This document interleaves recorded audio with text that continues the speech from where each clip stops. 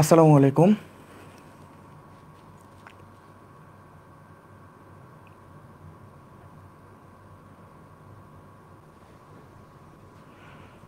আসসালামু আলাইকুম। সব কিছু ঠিকঠাক শোনা যাচ্ছে কিনা জানাও তোমরা। এখন হচ্ছে আমাদের আজকের যে ক্লাস হলো বায়োলজি, ব্লাড অ্যান্ড সার্কুলেশন, ওইটার কমপ্লিশন ক্লাস। অর্থাৎ রাজীব ভাই যে টপিকগুলা বাদ রেখে গেছিলেন ওইগুলা পড়বো, এবং তোমাদের যে ডাউটগুলো ছিল তোমরা কমেন্টে জানাইছিলা, সেই ডাউটগুলো আমরা সলভ করব।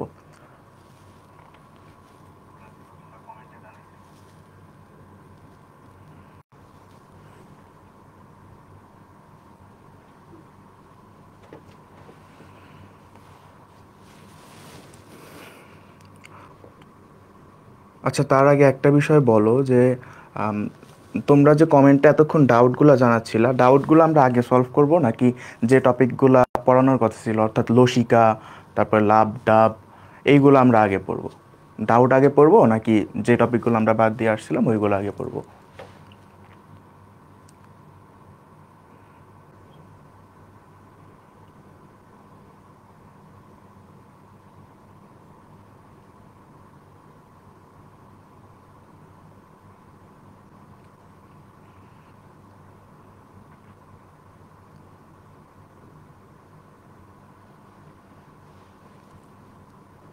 আচ্ছা, আমি হচ্ছে Mehedi Hasan Rafi, sir Salimullah medical college. এখন থেকে বায়োলজির যে কমপ্লিশন ক্লাসগুলো হবে ওইগুলো আমি নিব। আচ্ছা ঠিক আছে, তোমরা হচ্ছে টপিকগুলো আগে জানতে চাইতেছো। অবশ্যই টপিকগুলাই আগে পড়া উচিত। তো চলো দেখি, প্রথমে হচ্ছে আমরা যে লাভ অ্যান্ড ডাব, এই দুটো শব্দ তৈরি হয়, এই শব্দ তৈরি হওয়ার সময় কোন কোন কপাটিকাগুলো বন্ধ হয় এইগুলো আমাদের জানা লাগবে, ঠিক না? তো চলো শুরু করি। প্রথমে আমরা হচ্ছে একটা হার্ট আঁকাই। সরি, ধরো এটা হচ্ছে একটা হার্ট। এখন বলো তো এই হার্টটা কোন পজিশনে আছে? এদের কি ভেন্ট্রিকল সিস্টোলে আছে নাকি ডায়াস্টোলে আছে? অবশ্যই দেখো এই জায়গায় কিন্তু ভেন্ট্রিকলটা আছে ডায়াস্টোলে, ঠিক না? এখন ভেন্ট্রিকল যেহেতু ডায়াস্টোলে আছে, ভেন্ট্রিকলের ডায়াস্টোলে কোন শব্দ উৎপন্ন হয়? ভেন্ট্রিকলের ডায়াস্টোলে হচ্ছে ডাব শব্দ উৎপন্ন হয়, ঠিক না? এখন যেহেতু ভেন্ট্রিকল ডায়াস্টোলে আছে, তার মানে কি এগুলো হচ্ছে প্রসারিত অবস্থায় আছে। এই যে ভেন্ট্রিকলের প্রাচীরের যে মাসেলগুলো আছে, এই মাসেলগুলো সব কিছু আছে প্রসারিত অবস্থায়, ঠিক আছে? তো যেহেতু মাসেলগুলো প্রসারিত অবস্থায় আছে, এর কারণে কি এই যে মাঝখানে জায়গা বেড়ে গেছে, যেহেতু মাসেল প্রসারিত হয়েছে, এই প্রকোষ্ঠের ভিতরে জায়গা বৃদ্ধি পাইছে, ঠিক না? তো যেহেতু স্থান বৃদ্ধি পাইছে, তার মানে কি এই জায়গায় আরও বেশি পরিমাণে রক্ত আটানো পসিবল। আগে যেটুক পরিমাণে রক্ত ছিল, এখন আরও বেশি রক্ত এই জায়গায় আনা যাবে। সো রক্ত প্রবেশ করবে এর মাঝে। এখন যদি রক্ত প্রবেশ করতে হয়, তাহলে বলো তো, এই যে উপর রক্ত অবশ্যই উপর থেকে আসবে, তো এই জায়গায় যে দুইটা কপাটিকা, কি কি কপাটিকা ছিল? বাইকাসপিড কপাটিকা এবং ট্রাইকাসপিড কপাটিকা, ঠিক না? তো এই যে বাইকাসপিড এবং ট্রাইকাসপিড কপাটিকা, এই দুইটা খুলে যাবে, খুলবে। এবং এই জায়গায় যে রক্ত প্রবেশ করতেছে, ব্লাড, এখন এই রক্তটারে তো আটকানো লাগবে। যদি তুমি রক্ত না আটকাও, তাহলে কি রক্ত এই জায়গা দিয়ে বের হয়ে যাবে না? কারণ কি এই জায়গায়ও কি আছে? এই জায়গা দিয়ে আছে হচ্ছে তোমার অ্যাওর্টা, এবং এই জায়গায় আছে হচ্ছে তোমার পালমোনারি ট্রাঙ্ক, পালমোনারি ট্রাঙ্ক। তো এই দিক দিয়ে রক্ত বের হয়ে যাইতে পারে, ঠিক না? এখন যদি রক্ত বের হওয়া থেকে তুমি আটকাইতে চাও, তাহলে কি করা লাগবে বলো তো? এই জায়গার যে দুইটা কপাটিকা আছে, এই কপাটিকা দুইটারে ক্লোজ করে দেওয়া লাগবে। এই জায়গায় কোন কোন কপাটিকা আছে? যেহেতু অ্যাওর্টার এই জায়গায় যে কপাটিকা আছে সেটা হচ্ছে অ্যাওর্টিক সেমিলুনার কপাটিকা, অ্যাওর্টিক সেমিলুনার ভালভ। দেখো, অ্যাওর্টিক সেমিলুনার ভালভ কেন বলা হইতেছে?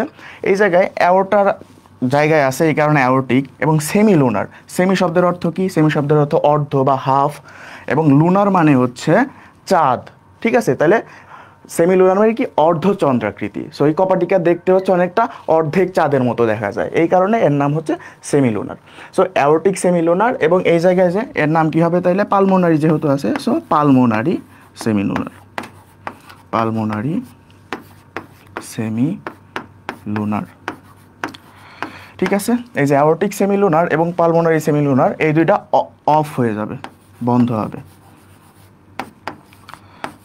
এখন চিন্তা করে দেখো তো, কোনো কিছু যখন বন্ধ হয়, হুট করে যখন তুমি দরজা বন্ধ করো, তাইলে ওই জায়গায় একটা শব্দ তৈরি হয় না?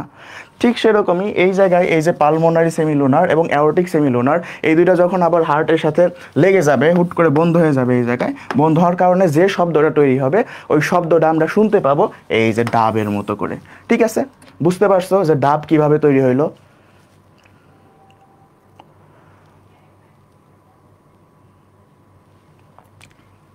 বুঝতে পারছো এটা, যে ডাব শব্দ কোন কপাটিকার কারণে তৈরি হইতেছে?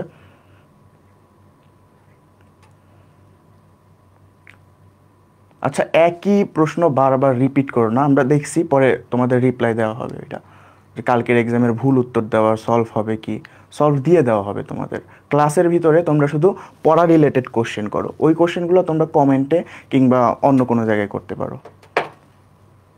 এক্সামের রেজাল্ট কই, কিংবা হচ্ছে কালকের ক্লাসের এক্সামের ভুল সলভ কখন দেওয়া হবে, এইগুলো কিন্তু ক্লাসের টপিক না।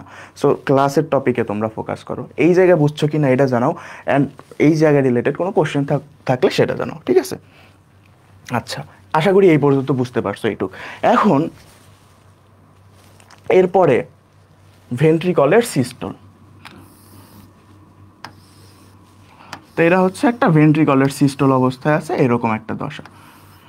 এখন ভেন্ট্রিকলের সিস্টলের ক্ষেত্রে চিন্তা করো তো, এই জায়গায় কোনটা প্রসারিত?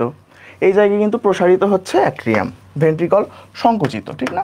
তো যেহেতু ভেন্ট্রিকল সংকুচিত, তাইলে ব্লাড কোন দিকে যাবে? ব্লাড তো ভেন্ট্রিকল থেকে বের হয়ে গেছে সংকুচিত হওয়ার কারণে। যেহেতু অ্যাট্রিয়াম প্রসারিত ভেন্ট্রিকলের সিস্টলে, তাহলে এই অ্যাট্রিয়ামের ভিতরে ব্লাড আসবে উপর থেকে, ঠিক না? অ্যাট্রিয়ামের ভিতরে ব্লাড আসবে। এখন অ্যাট্রিয়ামের ভিতরে ব্লাড আসার জন্য এই জায়গায় যে দুইটা কপাটিকা আছে এইগুলো হচ্ছে খুলে যাবে স্বাভাবিকভাবেই, কিন্তু বন্ধ হওয়া লাগবে কোনটা? বন্ধ হওয়া লাগবে এই দুই জায়গার কপাটিকা। কারণ এই যে দুই জায়গায় অ্যাট্রিয়ামের ভেন্ট্রিকলের মাঝখানে যে দুইটা কপাটিকা আছে, এরা যদি না বন্ধ হয়, এরা যদি খোলা থাকে, তাহলে ব্লাড যেভাবে আসতেছে ওইভাবেই নিচে নেমে যাবে। যেহেতু ব্লাড নিচে নেমে যাবে না, আমাদের এর মধ্যে রাখা লাগবে। এই কারণে আমরা এই দুই জায়গার যে কপাটিকা দুইটা আছে, এই কপাটিকা দুইটা অফ করে দিব। তো এই জায়গায় কী কী কপাটিকা আছে?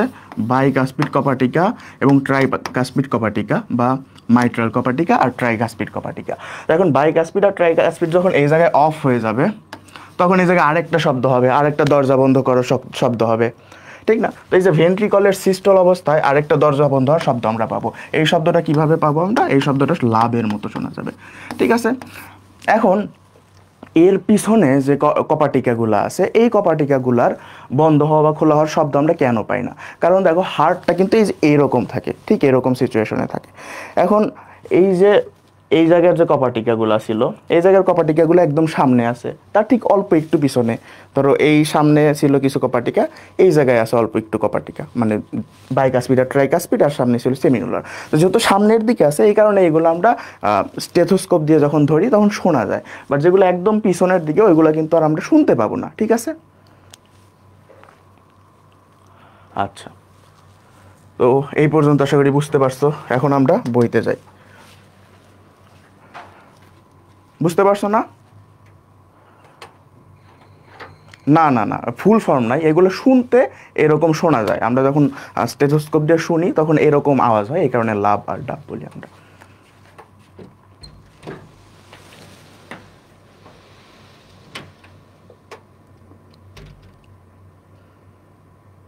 বুঝতে পারছো তো না? তাইলে আমরা এর পরের টপিকে যাই। এর পরের টপিক হচ্ছে আমাদের লসিকা, আমরা বাদ দিয়ে আসছিলাম না, লসিকা পড়া লাগবে।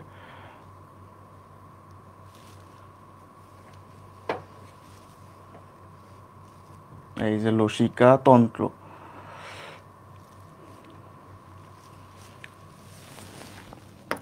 দেখো লসিকাতন্ত্র থেকে আমাদের কিন্তু খুব বেশি জিনিস জানা লাগবে না, কারণ লসিকাতন্ত্র খুব বেশি ইম্পর্টেন্ট না। বাট যেইগুলো আমাদের জানাই লাগবে সেইগুলোই হচ্ছে আমরা জানবো এখন, ঠিক না? তো চলো এই জায়গায় দেখো যে লসিকা তন্ত্র, যে কোনো তন্ত্র যখন গঠিত হওয়া লাগবে তখন সে জায়গায় দুইটা জিনিস থাকা লাগবে, একটা থাকা লাগবে নালী এবং আরেকটা থাকা লাগবে গ্রন্থি, তাছাড়াও এটা আমরা তন্ত্র বলতে পারি না। যেমন পরিপাক তন্ত্রের কথা বলো, পরিপাক তন্ত্রে পরিপাক নালী আছে, পরিপাক গ্রন্থি আছে, ঠিক সেরকম লসিকা তন্ত্রেও এই যে দেখো লসিকা নালী আছে এবং লসিকা গ্রন্থি আছে, লসিকা নালী এবং লসিকা গ্রন্থি। তাহলে লসিকা নালী আর লসিকা গ্রন্থির সমন্বয়ে যে তন্ত্র তৈরি হয়েছে সেটা হচ্ছে লসিকা তন্ত্র। আর লসিকা তন্ত্র দিয়ে কি প্রবাহিত হবে? লসিকা রস প্রবাহিত হবে, ঠিক আছে। এখন দেখো এটা যেহেতু রক্ত সংবহন তন্ত্রের সাথেই অনেকটা রিলেটেড, এই কারণে এটারে বলা হয় হচ্ছে দ্বিতীয় সংবহন তন্ত্র। তাহলে তোমাদের যদি কোশ্চেন আসে যে মানবদেহের দ্বিতীয় সংবহন তন্ত্র কোনটা, তাহলে কিন্তু তোমরা অ্যান্সার করবা হচ্ছে লসিকা তন্ত্র, ঠিক আছে। আর লসিকা তন্ত্রের প্রধান দুইটি উপাদান দিয়ে গঠিত, এরা হচ্ছে কি লসিকা নালী, লসিকা গ্রন্থি, আমরা উপরে পড়লাম। এখন লসিকা নালী কয় প্রকারের? লসিকা নালী হচ্ছে মেইনলি দুই ধরনের পাওয়া যায়, একটা হচ্ছে দেখো অন্তর্মুখী লসিকা নালী এবং বহির্মুখী লসিকা নালী। তাহলে লসিকা নালী আর অন্তর্মুখী আর বহির্মুখী বলতে কি বোঝায়? সেটা হচ্ছে যে ধরো এরা হচ্ছে একটা লসিকা নালী, সরি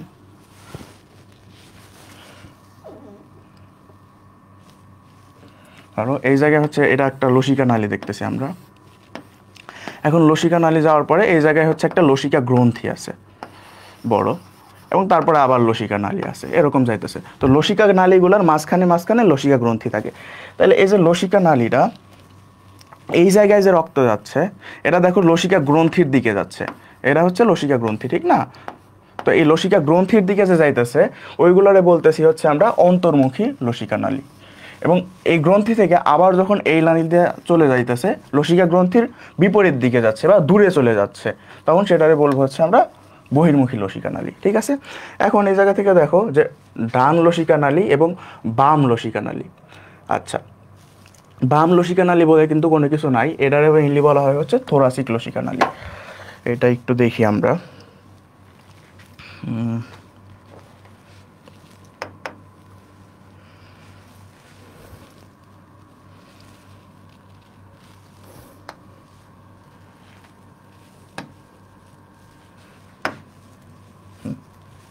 আচ্ছা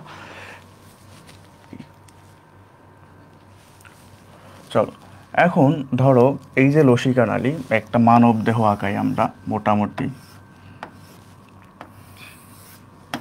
যদিও খুব বাজে ধরনের হইতেছে, বাট ধরো আঁকাইলাম আমরা।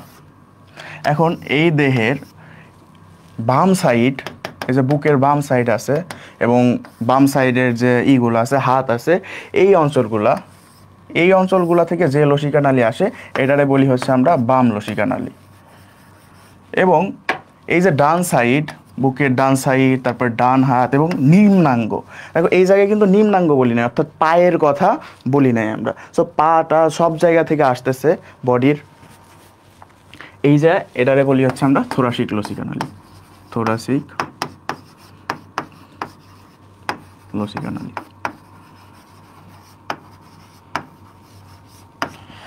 এখন এই যে থোরাসিক লসিকা নালী আর বাম লসিকা নালী এগুলো কোন জায়গায় উন্মুক্ত হয় এটাও আমাদের জানা লাগবে। তো চলো দেখি আমরা যেটা কোন জায়গায় উন্মুক্ত হয়।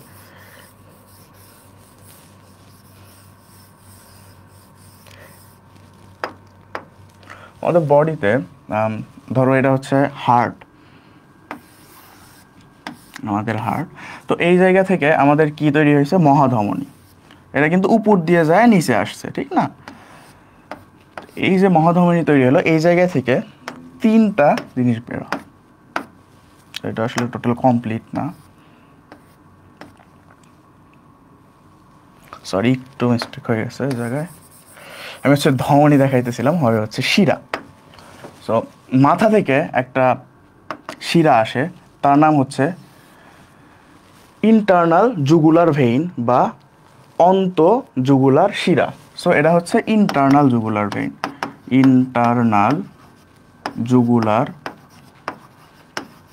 ভেইন বা অন্তঃজুগুলার শিরা। এবং এই যে আমাদের হাত এবং বুকের সাইড, এই জায়গাগুলোতে যে সাপ্লাই দেয়, মানে এই জায়গাগুলো থেকে যে শিরাটা আসে, ওই শিরাটার নাম হচ্ছে সাবক্লেভিয়ান শিরা, সাবক্লেভিয়ান ভেইন বা সাবক্লেভিয়ান শিরা। তো এখন এই যে সাবক্লেভিয়ান শিরা এবং ইন্টারনাল জুগুলার ভেইন, মোটামুটি এই জায়গাটা বলতে পারো, এই জায়গায় এসে এরা একত্রিত হয়। তো এরা যে জায়গায় একত্রিত হয় ঠিক এই জায়গায় হচ্ছে আমাদের যে লসিকা নালীগুলো ছিল এই লসিকা নালীগুলো উন্মুক্ত হয়। সো এই জায়গায় হচ্ছে লসিকা নালী উন্মুক্ত হইলো, ঠিক আছে। সো এটা হচ্ছে আমরা বলতে পারি থোরাসিক লসিকা নালী। এবং বাম সাইডেও সেম, এটা হচ্ছে ডান ইন্টারনাল জুগুলার ভেইন বা রাইট ইন্টারনাল জুগুলার ভেইন এবং রাইট সাবক্লেভিয়ান ভেইন। ওই জায়গায় হচ্ছে থোরাসিক লসিকা নালী উন্মুক্ত হয় এবং বাম সাইডে অর্থাৎ বাম ইন্টারনাল জুগুলার ভেইন এবং বাম সাবক্লেভিয়ান ভেইন, এই জায়গায় হচ্ছে আমাদের বাম লসিকা নালী উন্মুক্ত হয়, ঠিক আছে। তো দেখো এই কথাগুলো এই জায়গায় বলা আছে। দেখো ডান লসিকা নালী, মাথা ও গলার ডান দিকে, ডান দিক, ডান বাহু এবং বক্ষ অঞ্চলের ডান দিকের লসিকা নালীগুলো মিলে ডান লসিকা নালী গঠন করে। এই জায়গায় কোন জায়গায় উন্মুক্ত হয়? ডান সাবক্লেভিয়ান শিরা এবং ডান অন্তঃজুগুলার শিরার সংযোগস্থলে শিরাতন্ত্রের সাথে সংযুক্ত হয়, ঠিক আছে।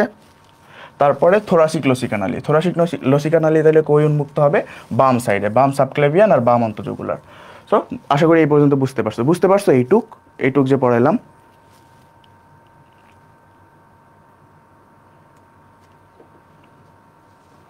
বুঝতে পারছো?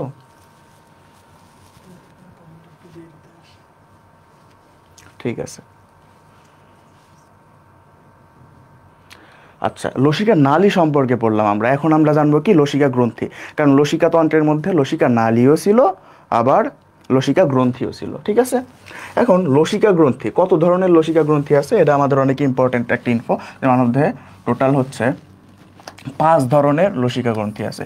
এই 5 ধরনের লসিকা গ্রন্থির নাম কি? লিম্ফ নোড, টনসিল, প্লিহা, থাইমাস এবং লাল অস্থিমজ্জা।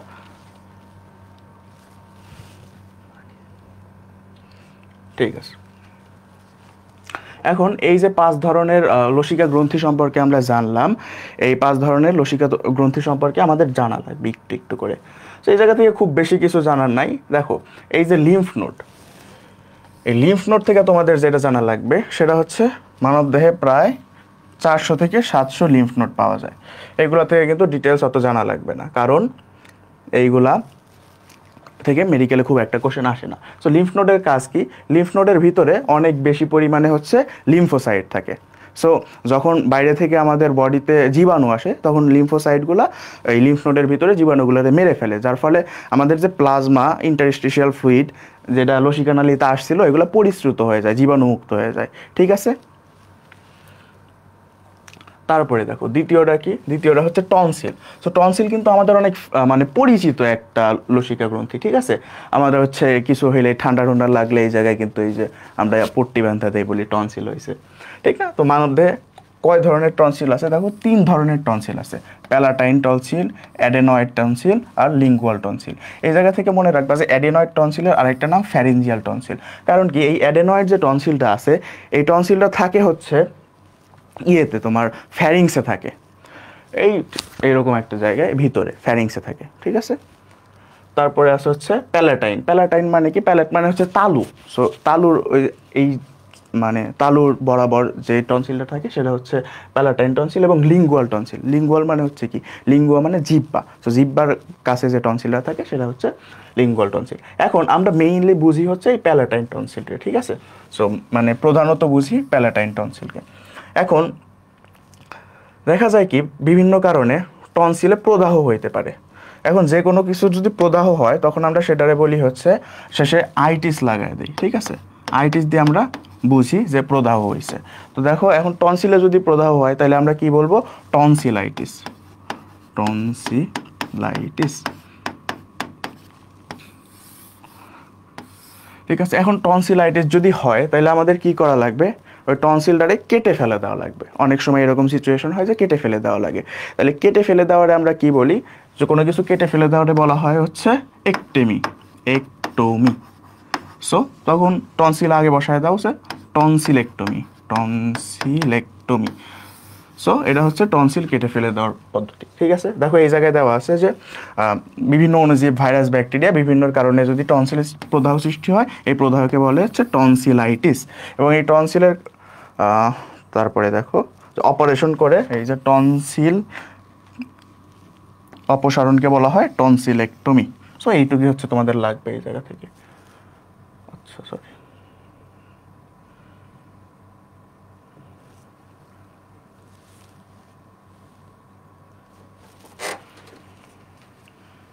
কি হলো,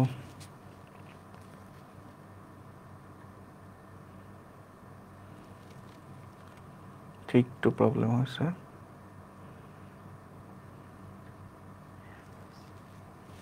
আচ্ছা বোর্ডটা একটু হ্যাং হয়ে গেছে, 1 মিনিট। হ্যাঁ আচ্ছা ঠিক হয়ে গেছে আবার। তো আমরা যে জায়গায় ছিলাম যে টনসিলাইটিস এবং টনসিলেক্টমি, সো এই জায়গায় থেকে কিন্তু তোমাদের জাস্ট এই দুইটা জিনিসই জানা লাগবে।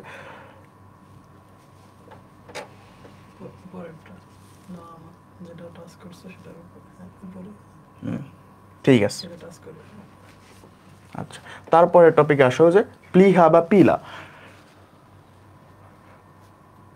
প্লিহা বা স্প্লিন, এটারে বলা হয় হচ্ছে আমাদের মানবদেহে রক্তের রিজার্ভার। এটা সম্পর্কে যেহেতু রাজীব ভাই বলছে, আমি খুব বেশি আর এটা নিয়ে আঁকবো না, কারণ রাজীব ভাই যেটুকু দরকার বলে গেছে যে রক্তের রিজার্ভার বা ব্লাড ব্যাংক, এবং এই জায়গায় কত মিলি রক্ত জমা থাকতে পারে, 300 মিলি, এবং এটা বলা হয় হচ্ছে লোহিত রক্তকণিকার কবরস্থান। তো লোহিত রক্তকণিকার কবরস্থান কেন বলা হয়, কারণ লোহিত রক্তকণিকাগুলো যখন ভেঙে যায়, মারা যায়, তখন কিন্তু এই প্লিহাতে চলে আসে। অ্যান্ড মোস্ট ইন্টারেস্টিং জিনিস হচ্ছে আমরা যখন জন্ম নেই, জন্মের আগে কিন্তু এই প্লিহা থেকেই লোহিত রক্তকণিকা উৎপন্ন হয়। তাহলে চিন্তা করে দেখো, জন্মের আগে যে প্লিহা থেকে লোহিত রক্তকণিকা উৎপন্ন হইতেছিল, জন্মের পরে একটা সময় এসে কিন্তু এই জায়গায় লোহিত রক্তকণিকার মৃত্যু হইতেছে। সো আমরা যে জায়গায় থেকে আসছি আলটিমেটলি ওই জায়গায় যাওয়া লাগবে। বিষয়টা হচ্ছে অনেকটা ওই রকমই। ঠিক আছে, থাইমাস। এখন দেখো এই থাইমাস কই থাকে? থাইমাস থাকে হচ্ছে মেইনলি আমাদের বুকে যে স্টারনাম হাড্ডি আছে বা উর ফলক আছে এর সামনে। এই যে দেখো থাইমাস, এর পিছে আছে হচ্ছে স্টারনাম বোন। তো দুইটা ফুসফুসের মাঝখানে, হার্টের উপরে এবং স্টারনামের সামনে, এটা হচ্ছে থাইমাস। এখন থাইমাস থেকে 2 ধরনের হরমোন খরিত হয়। কি কি হরমোন? একটার নাম হচ্ছে থাইমোসিন এবং আরেকটার নাম হচ্ছে থাইমোপয়েটিন। এরা কি করে? এরা হচ্ছে লিম্ফ নোডে যে লিম্ফোসাইটগুলো আছে এগুলার পরিপক্কতা নিয়ন্ত্রণ করে বা অ্যাডাল্ট হওয়া নিয়ন্ত্রণ করে। দেখো আমাদের কিন্তু যখন বাচ্চা অবস্থায় থাকি আমরা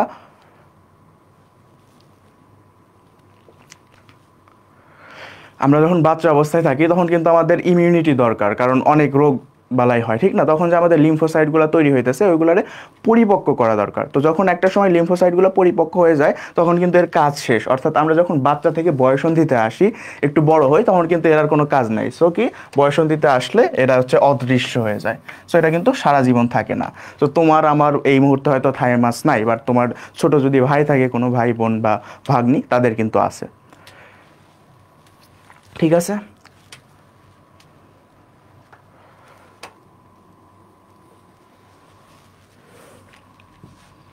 ঠিক আছে। তারপরে আসো লাল অস্থিমজ্জা বা রেড বোন ম্যারো। লাল অস্থিমজ্জা কই থাকে? আমরা যখন হাড্ডি দেখি, ধরো এটা হচ্ছে একটা বড় হাড্ডি, পায়ের হাড্ডি বা হাতের হাড্ডি, যে কোনো কিছু ধরো। তো এই হাড্ডির ভিতরে একটা থাকে অনেক শক্ত হাড্ডির উপরের দিকে, বাট হাড্ডির ভিতরের দিকে কিন্তু একটু নরম নরম থাকে, জালিকাকার, একটু নরম নরম হাড্ডি থাকে। যেরকম হচ্ছে তোমরা যখন যখন হাড্ডি খাও, একটা হাড্ডি আছে কামড়ায় খাইতে অনেক মজা লাগে, ভিতর থেকে অনেক মশলা টশলা বের হয়, তো ভিতরে হচ্ছে এরকম জালের মতো থাকে। সো এগুলারে বলা হয় হচ্ছে স্পঞ্জি অস্থি, স্পঞ্জি অস্থি। তো এই স্পঞ্জি অস্থিগুলোর মাঝখানে হচ্ছে বোন ম্যারো থাকে।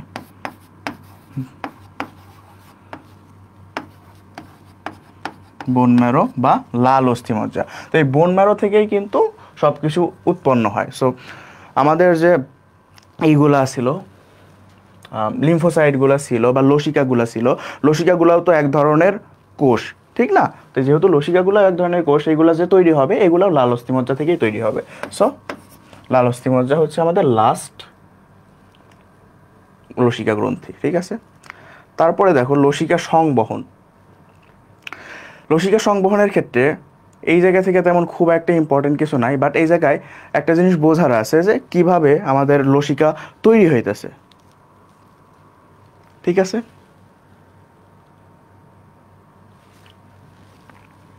আচ্ছা,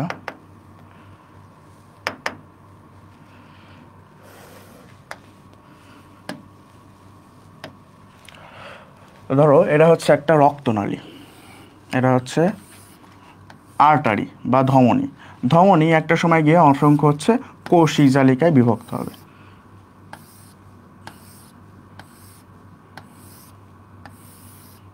ঠিক আছে, অনেক কৌশিক জালিকায় বিভক্ত হইলো। তারপরে সেটা পরিণত হবে কি আবার শিরায়। এই জায়গা থেকে আবার অনেক কৌশিক জালিকা আসবে, এসে সবাই একসাথে মিলিত হবে ঠিক আগের মতোই, হয়ে হচ্ছে তৈরি করবে শিরা। ঠিক আছে, সো এই পাশে ধমনী থেকে শুরু হয়েছিল, এই পাশে শিরা হইলো। এই মাঝখানের যে অংশটুকু এইগুলারে বলতেছি হচ্ছে আমরা কৈশিক জালিকা। এখন এই জায়গা দিয়ে যে রক্ত যাইতেছে, রক্ত যাইতে যাইতে যাইতে যাইতে যখন কৌশিক জালিকার ভিতরে আসে, তখন একটা বেশ সুন্দর সিনারিও তৈরি হয় যে এই যে রক্তের চাপ, এর কারণে এর বাইরে বের হয়ে যাইতে চায় কিছু কিছু। আবার ভিতরের যে প্লাজমা আছে এদেরও একটি স্পেশাল ধর্ম আছে, এগুলোরে বলা হয় হচ্ছে নেগেটিভ হাইড্রোস্ট্যাটিক প্রেশার। জানার দরকার নেই, জাস্ট বলার জন্য বললাম। সো এগুলো করে কি ভিতরের দিকে রাখতে চাই। তো ধরো এটা হচ্ছে একটা প্রকোষ্ঠ, মানে এইটুক জায়গারে আমি হচ্ছে একটু বড় করলাম এই জায়গায়। সো এই জায়গায় থেকে ভিতর থেকে বাইরের দিকে যাওয়ার জন্য একটা টানও আছে, আবার বাইরে থেকে ভিতরের দিকে যাওয়ার জন্য টান আছে। এখন ইন্টারেস্টিংলি এই যে ভিতর থেকে বাইরের দিকে যাওয়ার জন্য যে প্রেশার, এই প্রেশারটা কত? এই প্রেশারের মান হচ্ছে 41 মিলিমিটার মার্কারি। ঠিক আছে, এবং এই যে বাইরে থেকে ভিতরের দিকে যাওয়ার জন্য যে প্রেশার, এই প্রেশারের মান কত? এই প্রেশারের মান হচ্ছে 28 মিলিমিটার মার্কারি।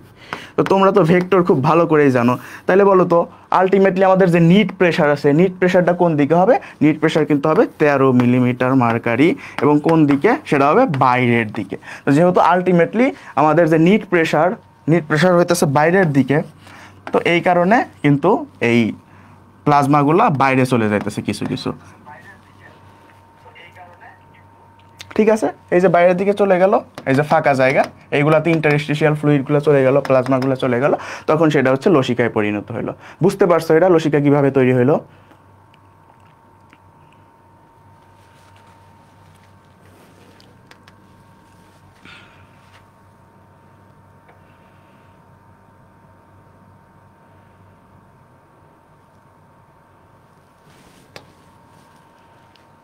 আচ্ছা, বুঝতে পারছো, ঠিক আছে।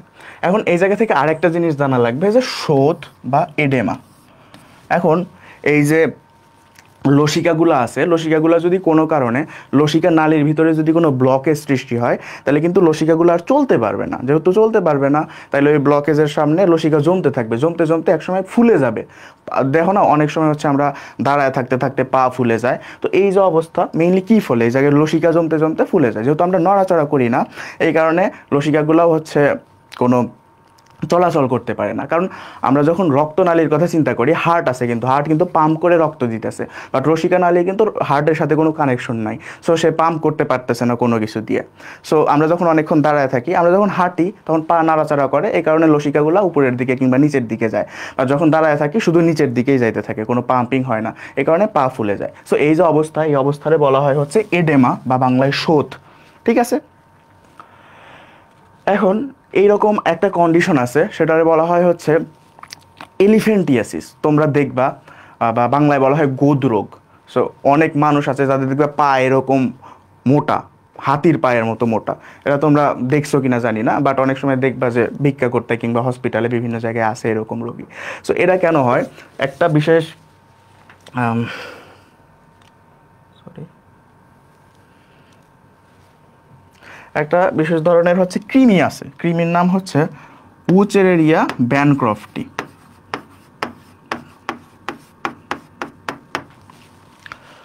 উচেরেরিয়া ব্যানক্রফটি। তো এই কৃমি করে কি? এই কৃমি আক্রমণ করে হচ্ছে আমাদের লসিকা নালীতে। বিভিন্ন ধরনের কৃমি আছে, কিছু পেটে আছে, কিছু চোখে আছে, ঠিক না? ঠিক সেরকম এই যে উচেরেরিয়া ব্যানক্রফটি, এই কৃমিটা আমাদের আক্রমণ করে হচ্ছে লসিকা নালীতে। তো লসিকা নালীতে যখন কৃমি হয়, ধরো এটা হচ্ছে একটা লসিকা নালী, এর মাঝখানে অনেক কৃমি জমছে, সো কৃমি জমলে রাস্তা ব্লক হয়ে যাবে, সো যার ফলে এই জায়গায় কি লসিকা জমতে থাকবে, লসিকার উপরের দিকে যাইতে পারবে না, তো যাইতে যাইতে জমতে জমতে জমতে জমতে এক সময় অনেক মোটা হয়ে যায়। সো তখন এই দশারে বলি হচ্ছে আমরা এলিফ্যান্টিয়াসিস, হাতির পায়ের মতো যেহেতু হয়ে যায়, এলিফ্যান্টিয়াসিস বা গোদ রোগ, গোদ রোগ বাংলায় বলে, ঠিক আছে। এবং এই যে উচেরিয়া ব্যানক্রফটি, এই কৃমিটার ধরন হচ্ছে মাইক্রোফাইলেরিয়া ধরনের কৃমি, এরা মাইক্রোফাইলেরিয়া। তো যেহেতু মাইক্রোফাইলেরিয়া টাইপের কৃমি, এই কারণে এই রোগরে আর একটা নামেও ডাকা হয়, সেটা হচ্ছে ফাইলেরিয়াসিস, ফাইলেরিয়াসিস। ঠিক আছে, বুঝতে পারছো এই পর্যন্ত? এই নাম লাগবে কিনা? হ্যাঁ, এই নামগুলো লাগবে, বাট এই চ্যাপ্টার থেকে সব কিছু না, যেহেতু রিলেটেড এই কারণে বলে দিছি। সো উচেরিয়া ব্যানক্রফটির কারণে কি রোগ হয়? গোদ রোগ হয়। এর অপর নাম কি? এলিফ্যান্টিয়াসিস। এবং উচেরিয়া ব্যানক্রফটি কোন টাইপের? মাইক্রোফাইলেরিয়া ধরনের, এবং এই কারণে এর নাম দেওয়া হয়েছে ফাইলেরিয়াসিস। বুঝতে পারছো এই পর্যন্ত? ভাইয়া শোধ আর গোদ রোগ কি আলাদা? না, দেখো শোধ হচ্ছে যদি এই জায়গায় জমে তখনই সেটারে শোধ বলে, যে কোনো কারণেই জমলে শোধ হয়। বাট গোদ রোগ হবে হচ্ছে যদি একটা নির্দিষ্ট কৃমির কারণে জমে, তাইলে। ঠিক আছে, বুঝতে পারছো? ক্লিয়ার এটা?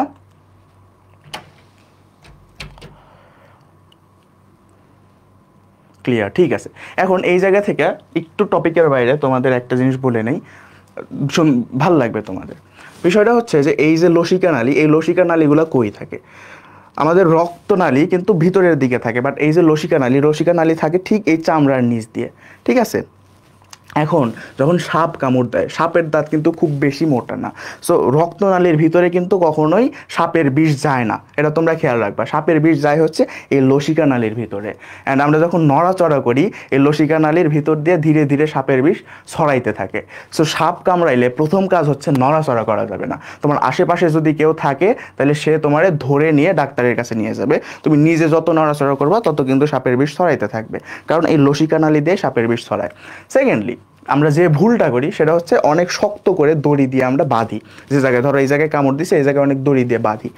যদি দড়ি দিয়ে বাঁধি শক্ত করে, তাহলে কি প্রবলেম হবে? আমাদের যে রক্তনালীগুলো ছিল, রক্তনালীগুলো ব্লক হয়ে যাবে, সো হাতে রক্ত আসতে পারবে না। যদি রক্ত না আসতে পারে ওই জায়গায়, তাহলে কিন্তু জায়গাটা পচে যাবে, সায়ানোসিস হবে। বুঝতে পারছো? তখন কিন্তু কাইটা ফেলা লাগবে, সো অনেক বড় একটা ভুল। তো তাহলে তোমরা কি করবা? যদি সাপে কামড় দেয় এরকম কোনো মানে সিচুয়েশন ফেস করো, তাহলে প্রথমে ব্যক্তিটা নড়াচড়া করা যাবে না, এবং যে বাঁধনটা দিবা, এই বাঁধবা হালকা নরম করে, বাঁধার পরে যেন এইরকম করে 2 আঙুল তোমরা ঢুকাইতে পারো এই জায়গায়, এই রশির মধ্যে দিয়ে। ঠিক আছে, বুঝতে পারছো যে কিভাবে বাঁধবা, সাপে কামড় দিলে কি করবা? দেখছো এখন একটু ডক্টর ফিল আসতেছে না, যে জানতেছো যে কিভাবে হচ্ছে কি করা লাগবে, যে কোনো সিচুয়েশন হ্যান্ডেল করা লাগবে।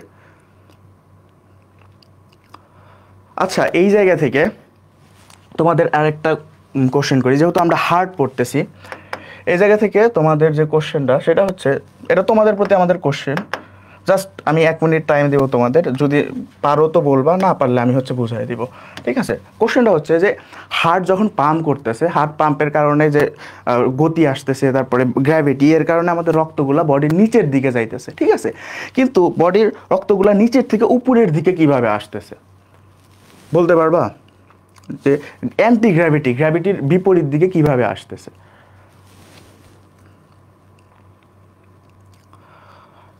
পারবা কি পারবা না? কেউ জানলে হচ্ছে কমেন্ট করো যে ভাই জানি, বলতে পারবো। আর না জানলে আমি হচ্ছে শুরু করি আবার।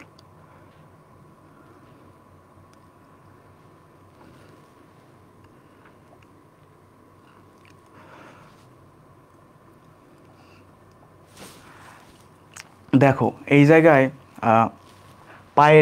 পায়েতে এরকম একটা পেশি আছে, যে ধরো এটা হচ্ছে হাঁটু, এটা হচ্ছে পা তোমার। তো এই পায়ের পিছনে হাঁটুর নিচে এই জায়গায় কিন্তু একটা ডিমের মতো জায়গা আছে, ডিম বা গুলির মতো। তোমরা পায়ের নিচে হাত দাও, এই জায়গায় হচ্ছে একটা ডিমের মতো পেশি আছে, ঠিক না? তো এই পেশিতে, এটারে বলে হচ্ছে সোলিয়াস পেশি, সোলিয়াস মাসেল। ঠিক আছে, এই যে ডিমের মতো, ডিম বা গুলির পেশি, বুঝছো? হাত এরকম করলে যেরকম হাতের এই জায়গায় আসে, এই জায়গায় কি বাইসেপস, ঠিক সেরকম পায়ে দেখো হাঁটুর নিচে পিছনের দিকে হাত দাও, এই জায়গায় হচ্ছে সোলিয়াস মাসেল থাকে। তো এই সোলিয়াস মাসেলের মধ্যে যে রক্তনালিকাগুলো থাকে, তো আমরা যখন নড়াচড়া করি, হাঁটাচলা করি, তখন এই সোলিয়াস মাসেলগুলো সংকুচিত হয়। তো সোলিয়াস মাসেলগুলো সংকুচিত হইলে এর মাঝে যে রক্তনালীগুলো আছে ওগুলোর উপরে চাপ পড়ে এরকমভাবে, তখন প্রেশার ক্রিয়েট হয়, তখন রক্ত হচ্ছে নিচের দিকে উপরের দিকে যাইতে থাকে, ঠিক আছে? এবং একটু উপরের দিকে গেল, ধরো এটা একটা রক্তনালী, এটা হচ্ছে সোলিয়াস মাসেলের মধ্যে ছিল, তো সোলিয়াস মাসেল কন্ট্রাকশন করছে, এই জায়গায় চাপ পড়ছে অনেক, চাপ পড়ার ফলে কি রক্ত উপরের দিকে যাইতেছে, উপরের দিকে একটু গেল, তারপর দেখো কপাটিকা আছে শিরাতে, সো এই জায়গায় আবার আটকে গেল, তারপর আরেকটু চাপ দিল, তারপর এই জায়গা থেকে আরেকটু উপরে গেল, তারপরে কপাটিকা দিয়ে এই জায়গায় রক্তরে আটকে ফেললো, তারপর আবার চাপ দিল, আবার উপরে গেল, এভাবে কপাটিকা এবং এই সোলিয়াস মাসেল এই দুইটার মাধ্যমে রক্ত আমাদের নিচ থেকে উপরের দিকে আসে। তো দেখো এরা কিন্তু, এই যে সোলিয়াস মাসেল, এরা অনেকটা হার্টের মতোই কাজ করতেছে না? হার্ট যেরকম পাম্প করে সারা দেহে সরাইতেছে, ঠিক সেরকম এই সোলিয়াস মাসেলে কিন্তু আমাদের নিচ থেকে উপরের দিকে দিতেছে, ঠিক না? তো যেহেতু এটাও হার্টের মতো কাজ করতেছে এবং এটা বডির থেকে দূরে আছে,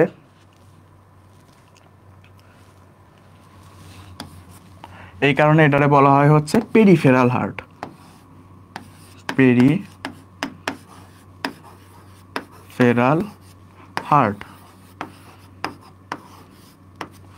ঠিক আছে? হ্যাঁ, মাসেলের প্রেশারের জন্য হয়। দেখো হাঁটাচলা না করলেও সবসময় এইগুলা কিন্তু মাসেলগুলা একটু নড়াচড়া করতেই থাকে, খেয়াল করলে দেখবা, সেই কারণে মেইনলি হয়। সো এটা যেহেতু আমাদের এই কাজ করতেছে, এই কারণে এর বলি হচ্ছে আমরা পেরিফেরাল হার্ট। বুঝতে পারছো? এটা ইন্টারেস্টিং না বিষয়টা? সো পেরিফেরাল হার্ট সম্পর্কে জানলাম, বা এটারে সেকেন্ড হার্টও বলা হয়, সেকেন্ড হার্ট। সো তোমাদের পরীক্ষায় যদি কোশ্চেন আসে যে কোনটি পেরিফেরাল হার্ট বা কোনটি সেকেন্ড হার্ট, তাহলে তোমরা কি অ্যান্সার করবা? Soleus muscle, soleus. আচ্ছা, ঠিক আছে, তাইলে আমরা কিন্তু লসিকা সম্পর্কে জানা গেলাম, লসিকা সম্পর্কে আমাদের আর কিছু জানা লাগবে না।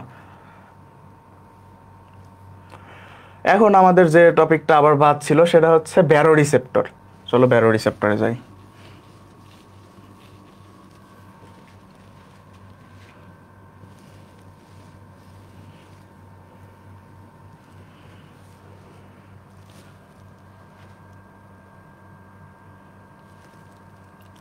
আচ্ছা, ঘুমানোর সময় কিভাবে হয়? ঘুমানোর সময় বিভিন্ন বডিতে মেটাবলিজম চলতেই থাকে, হালকা হালকা করে হচ্ছে ওইগুলা থাকে, বুঝছো? মাসেলগুলো নড়তে থাকে। আর ঘুমানোর সময় তো তুমি দাঁড়ায় থাকো না, শুয়ে থাকো, সো একদম নিচ থেকে তুলে আনা লাগে না, বুঝতে পারছো? অত কষ্ট করা লাগে না। আচ্ছা,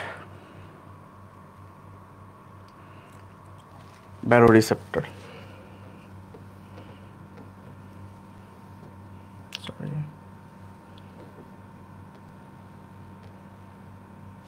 আচ্ছা, এই জায়গা থেকে তোমরা যে বিষয়গুলো জানবা, যে প্রথমে দেখো যে ভেন্ট্রিকলের যখন প্রসারণ হয়, এই ভেন্ট্রিকলের প্রসারণের সময় রক্তচাপ থাকে সর্বনিম্ন। ভেন্ট্রিকলের প্রসারণের সময় রক্তচাপ থাকে সর্বনিম্ন, এবং যখন ভেন্ট্রিকলের সংকোচন বা সিস্টল, রক্তচাপ বেশি থাকে, ঠিক আছে? তো ওই দশারে বলা হয় হচ্ছে সিস্টল, এবং ভেন্ট্রিকলের প্রসারণের দশারে বলা হচ্ছে ডায়াস্টল, ঠিক আছে? তাহলে এখন এই যে চাপ, এই চাপের মান কত? মান হচ্ছে যখন সর্বোচ্চ পর্যায়ে থাকে সিস্টোলিক চাপ, এই সিস্টোলিক চাপের মান হচ্ছে 120 মিলিমিটার মার্কারি, এবং ডায়াস্টোলিক চাপ হচ্ছে 80 মিলিমিটার মার্কারি। সো এটা কিন্তু হচ্ছে একদম গড় মান। সো এর একটা রেঞ্জ আছে, কি রেঞ্জ? রেঞ্জটা হচ্ছে সিস্টোলিক চাপ 100 থেকে 139 এবং ডায়াস্টোলিক চাপ 60 থেকে 89। সো এই সীমাটা যদি না জানো, ধরা গেলে একজনের হচ্ছে 90/140 হয়ে গেছে, তখন কিন্তু তুমি ভাববা অনেক বেশি হয়ে গেছে। না, রেঞ্জে কিন্তু 139 পর্যন্ত, অল্প একটু বাড়ছে, খুব বেশি কিন্তু বাড়ে নাই, ঠিক আছে? তো নর্মাল রেঞ্জ হচ্ছে 120/80, এবং এর রেঞ্জ হচ্ছে 100 থেকে 139 সিস্টোলিক, এবং ডায়াস্টোলিকের হচ্ছে 60 থেকে 89, ঠিক আছে?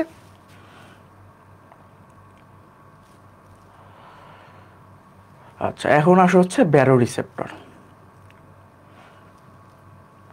ব্যারো রিসেপ্টর বলতে কি বোঝায়?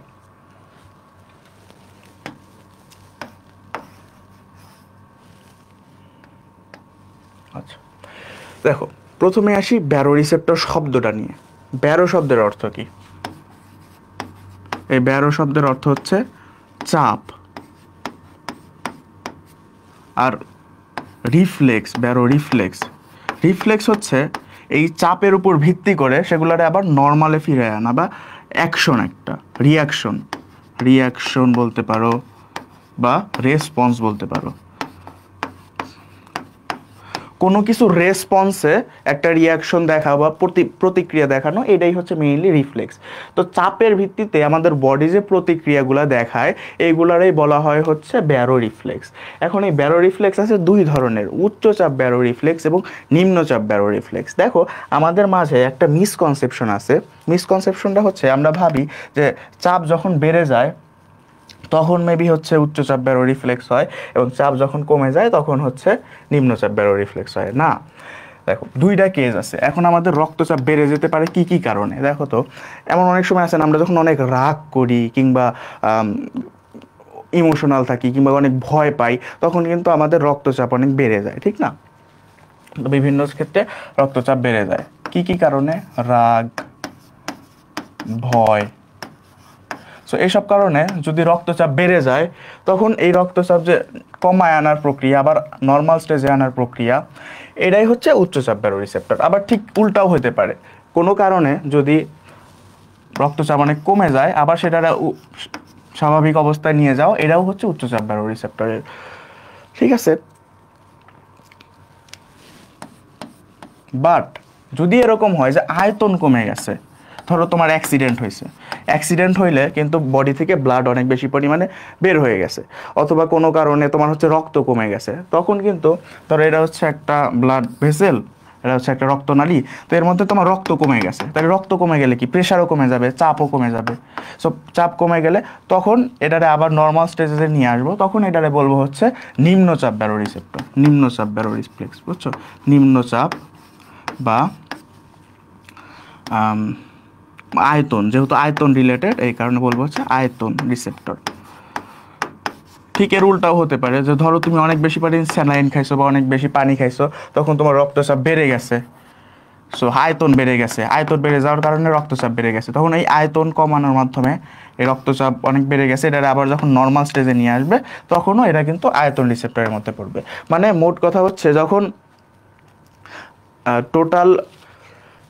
মোট কথা হচ্ছে যখন আয়তন নির্ভর থাকবে, যে আয়তন বাড়ার কারণে রক্তচাপ বাড়ছে কিংবা আয়তন কমার কারণে রক্তচাপ কমছে, তখন যে ব্যারো রিফ্লেক্স কাজ করবে তার নাম হচ্ছে নিম্নচাপ ব্যারো রিফ্লেক্স বা আয়তন রিফ্লেক্স।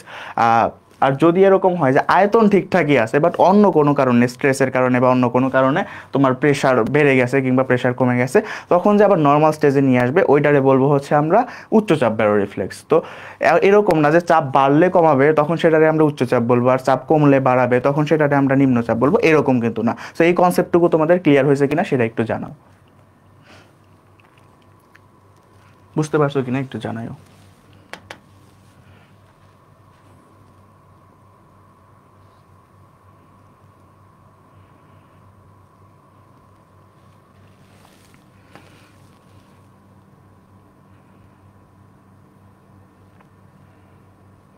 ঠিক আছে, এই তো বুঝতে পারছো, ক্লিয়ার।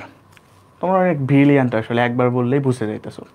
দেখো তারপরে এই যে উচ্চচাপ ব্যারো রিসেপ্টর এবং নিম্নচাপ ব্যারো রিসেপ্টর এইগুলো কই থাকে এটা আমাদের জানা লাগবে। এই রিসেপ্টরগুলো কই থাকে? দেখো অনুপ্রস্থ অ্যাওর্টিক আর্চ, অর্থাৎ এই যে হৃৎপিণ্ড, এই ছবিটা খেয়াল করো, এই হৃৎপিণ্ড থেকে এই জায়গায় কি আসছে, এটা হচ্ছে অ্যাওর্টা। অ্যাওর্টা আসার আগে যে এইটা অ্যাওর্টিক আর্চ, সেই জায়গা থেকে হচ্ছে মহাধমনী তৈরি হয়েছে। সেই অ্যাওর্টিক আর্চের এই জায়গায় একটা সাইনাস আছে, এটারে বলা হইতেছে হচ্ছে অ্যাওর্টিক সাইনাস। এই অ্যাওর্টিক সাইনাসে আছে হচ্ছে অ্যাওর্টিক ব্যারো রিসেপ্টর, এবং এই যে এই ধমনীগুলা এগুলারে বলা হইতেছে হচ্ছে ক্যারোটিড ধমনী। ক্যারোটিড ধমনী কই সাপ্লাই দেয়? মস্তিষ্কে সাপ্লাই দেয়, ঠিক আছে? সো এই যে মস্তিষ্কে সাপ্লাই দিতেছে, এই ক্যারোটিড ধমনীরও কিছু কিছু জায়গায় সাইনাস আছে। সাইনাস মানে কি? সাইনাস মানে হচ্ছে গহ্বর বা ফাঁকা জায়গা। সাইনাস মানে হচ্ছে গহ্বর।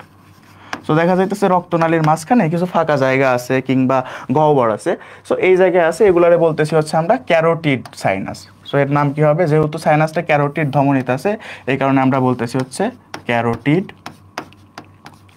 সাইনাস, ঠিক আছে? তো এই যে ক্যারোটিড সাইনাস এবং অ্যাওরটিক সাইনাস, এই জায়গায় থাকে হচ্ছে ক্যারোটিড ব্যারোরিসেপ্টর এবং অ্যাওরটিক ব্যারোরিসেপ্টর। ঠিক আছে, এখন ধরো তোমার প্রেশার কমে গেছে বা তোমার প্রেশার বেড়ে গেছে, তাহলে এটা সেন্স করতে পারে কে? এই যে এই জায়গায় ব্যারোরিসেপ্টরগুলো আছে সেন্স করতে পারে। সো অ্যাওরটিক ব্যারোরিসেপ্টর এও সেন্স করতে পারলো, বুঝতে পারলো যে রক্তচাপ কমছে কিংবা বাড়ছে। তারপরে এই যে ক্যারোটিড ব্যারোরিসেপ্টর এও বুঝতে পারলো, তখন করবে কি, এরা সিগন্যাল পাঠাবে ব্রেইনে। সিগন্যাল পাঠাবে কোন জায়গায়? ব্রেইনের মেডুলাতে। আমরা কি জানি, ব্রেইনের হচ্ছে কয়েকটা ভাগ আছে। প্রথমে আছে হচ্ছে প্রোসেনসেফালন, তারপরে মেসেনসেফালন, রম্বেনসেফালন, ঠিক না? অর্থাৎ পশ্চাৎ মস্তিষ্ক বা রম্বেনসেফালন, সেই জায়গায় কি আছে? পন্স, মেডুলা, ঠিক না, এগুলো আছে। সো এর মধ্যে যে মেডুলা অংশটা আছে, এই যে মেডুলা, এই মেডুলায় হচ্ছে সিগন্যাল পাঠাবে। কিভাবে সিগন্যাল পাঠাবে? মেডুলায় এই যে অ্যাওরটিক ব্যারোরিসেপ্টর এ পাঠাবে ভ্যাগাস নার্ভ দিয়ে, ভ্যাগাস স্নায়ু, এবং এই যে ক্যারোটিড ব্যারোরিসেপ্টর এ পাঠাবে গ্লসোফ্যারেঞ্জিয়াল স্নায়ু দিয়ে। এই জায়গায় একটা জিনিস এক্সট্রা তোমাদের বলে নেই, এই ভ্যাগাস স্নায়ু হচ্ছে আমাদের 10 নাম্বার স্নায়ু, 10 নাম্বার করোটিক স্নায়ু, এবং গ্লসোফ্যারেঞ্জিয়াল হচ্ছে 9 নাম্বার করোটিক স্নায়ু। এরা তোমাদের অষ্টম অধ্যায়ে লাগবে। সো এটা তোমরা খেয়াল করে রাখো এই স্নায়ুগুলো। সো ভ্যাগাস স্নায়ু হচ্ছে 10 নাম্বার করোটিক স্নায়ু এবং 9 নাম্বার হচ্ছে গ্লসোফ্যারেঞ্জিয়াল। এটা হচ্ছে অষ্টম অধ্যায়ে যখন পড়বা ডিটেলসে ভাইয়া বুঝাই দিব। আচ্ছা, বুঝতে পারো নাই, দেখো কোনটুক বুঝতে পারো নাই। ধরো এই জায়গায় তোমার প্রেশার হচ্ছে কমে গেছে, বা শুনলাম প্রেশার বেড়ে গেছে অনেক, ব্লাড প্রেশার তোমার বেড়ে গেছে। এখন আচ্ছা, ম্যাটে কতটা ইম্পর্টেন্ট, এটা হচ্ছে খুব ভালো কোশ্চেন করছো। ম্যাটে কিন্তু এই জায়গা থেকে কোশ্চেন আসতে পারে, বাট এই যে ডিটেলস বুঝাইতেছি এটার কোনো দরকার নাই, ঠিক আছে? বুঝানোর এই টপিকগুলো হয়তো দরকার নাই, বাট ইনফরমেশন লাগবে। সো বুঝানোর স্বার্থে বুঝাইতেছি তোমাদের জন্য। দেখো বেড়ে গেছে সাপোজ, আচ্ছা এই জায়গায় আমি আর টাইম নিব না, জাস্ট 2-3 মিনিট আবার একটু বলবো, অনেকে বুঝতেছে না যে এই জায়গায় বেড়ে গেছে। তোমরা ভয় পাও না, অনেকে হয়তো ভয় পেয়ে যাইতেছো আসলে। আচ্ছা ভয় পাও না, এই যে এই কঠিন কঠিন বিষয় এগুলো লাগবে না। তো এই জায়গায় বেড়ে গেছে রক্তচাপ। এখন রক্তচাপ বেড়ে গেলে বুঝবে কে? কোনো একটা জিনিসের তো বোঝা লাগবে যে রক্তচাপ বেড়ে গেছে বা রক্তচাপ কমে গেছে। এই বুঝবে হচ্ছে এই ব্যারো রিসেপ্টরগুলা। রিসেপ্টর মানে রিসিভ করতেছে, সে বুঝতেছে যে আমাদের চাপ কমে গেছে কিংবা চাপ বেড়ে গেছে। তখন এই যে ব্যারো রিসেপ্টর এ সিগন্যাল পাঠাবে ব্রেইনে, কারণ আমাদের সব কিছু নিয়ন্ত্রণ করে কে? ব্রেইন। তখন এই ব্রেইনে হচ্ছে সিগন্যাল পাঠাবে। এখন সিগন্যাল কিভাবে পাঠাবে? সিগন্যাল তো হাওয়ায় উড়ে যাবে না। আমরা কি জানি, আমাদের যে আমাদের বডিতে যে সেন্স হয় বা এগুলা নিয়ন্ত্রণ করে কে? স্নায়ু দিয়ে বা নার্ভ দিয়ে, ঠিক না? তো এই স্নায়ুগুলা দিয়ে যাবে। এখন কোন স্নায়ু দিয়ে যাবে? এই যে অ্যাওরটিক ব্যারোরিসেপ্টর এটা থেকে যাবে ভ্যাগাস স্নায়ু দিয়ে, এবং ক্যারোটিড ব্যারোরিসেপ্টর এই জায়গা থেকে যাবে হচ্ছে এই যে দেখো, এই যে এটা যাবে হচ্ছে গ্লসোফেরিঞ্জিয়াল স্নায়ু দিয়ে। সো এই কোশ্চেনটা আসতে পারে যে অ্যাওরটিক ব্যারোরিসেপ্টর থেকে কোন স্নায়ু দিয়ে হচ্ছে সংকেত যায়, অথবা ক্যারোটিড ব্যারোরিসেপ্টর দিয়ে কোন স্নায়ু দিয়ে সংকেত যায়। তাহলে ক্যারোটিড ব্যারোরিসেপ্টর দিয়ে যায় হচ্ছে গ্লসোফেরিঞ্জিয়াল দিয়ে, এবং অ্যাওরটিক ব্যারোরিসেপ্টর থেকে যায় হচ্ছে ভেগাস স্নায়ু দিয়ে। আমি শুধু এক্সট্রা তোমাদের এটুক বলছি যে ভেগাস স্নায়ু হচ্ছে 10 নাম্বার করোটিক স্নায়ু, এবং গ্লসোফেরিঞ্জিয়াল স্নায়ু হচ্ছে 9 নাম্বার করোটিক স্নায়ু। এটা তোমরা পরবর্তীতে পড়বা, সো প্যারা নেওয়ার কোনো দরকার নেই। তো এতক্ষণ এইটুক যে বুঝাইলাম, এইটুক বুঝছো কিনা? এখন এই যে মস্তিষ্কে পাঠাইলো, ধরো মস্তিষ্কে বললো এই অ্যাওরটিক ব্যারোরিসেপ্টর এবং ক্যারোটিড ব্যারোরিসেপ্টর এরা বললো যে মেডুলায় সংকেত পাঠাইলো, এই জায়গায় হচ্ছে মেডুলা আছে। সো এই জায়গায় সংকেত পাঠাইলো যে আমার বেড়ে গেছে রক্তচাপ। তখন কি করবে? তখন এই জায়গা থেকে আরেকটা সিগন্যাল আসবে। সিগন্যাল আসবে কই? সিগন্যাল আসবে হচ্ছে হার্টে। হার্টে বলবে যে দেখো ব্লাড প্রেশার অনেক বেড়ে গেছে, তাহলে তুমি কি করবা? পাম্পিং কমায় দাও। পাম্পিং যদি কমায় দেয় তাহলে আর হার্ট একটু স্লো হয়ে যাবে, তখন কি আবার ব্লাড প্রেশার ধীরে ধীরে নর্মালের দিকে আসবে। একটা সিগন্যাল আসলো হার্টে। আরেকটা সিগন্যাল আসবে কি? এই জায়গা থেকে আরেকটা সিগন্যাল আসবে হচ্ছে তোমার রক্তনালীতে। এই হচ্ছে রক্তনালী। তো রক্তনালীর এসে বলবে যে দেখো তোমার হচ্ছে ব্লাড প্রেশার বেড়ে যাইতেছে, সো তুমি একটু প্রসারিত হও, তাহলে একটু ব্লাড প্রেশার কমবে। তাহলে এটা একটু প্রসারিত হইলো বা মোটা হইলো, তাহলে এই জায়গায় একটু রক্তচাপ কমে গেল, আগে বাড়ছিল ঠিক হয়ে গেল। ঠিক আছে, বুঝতে পারছো যে কিভাবে ব্যারো রিসেপ্টরগুলো কাজ করতেছে? উচ্চচাপ ব্যারো রিসেপ্টর বুঝছো? ক্লিয়ার কিনা জানো? ক্লিয়ার?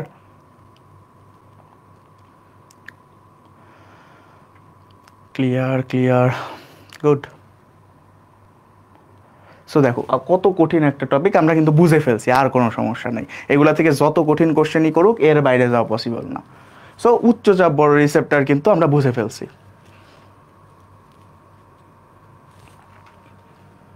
এখন আসো হচ্ছে নিম্নচাপ বায়ু রিসেপ্টরে, বা এটারে আমরা কি বলি, আয়তন রিসেপ্টর।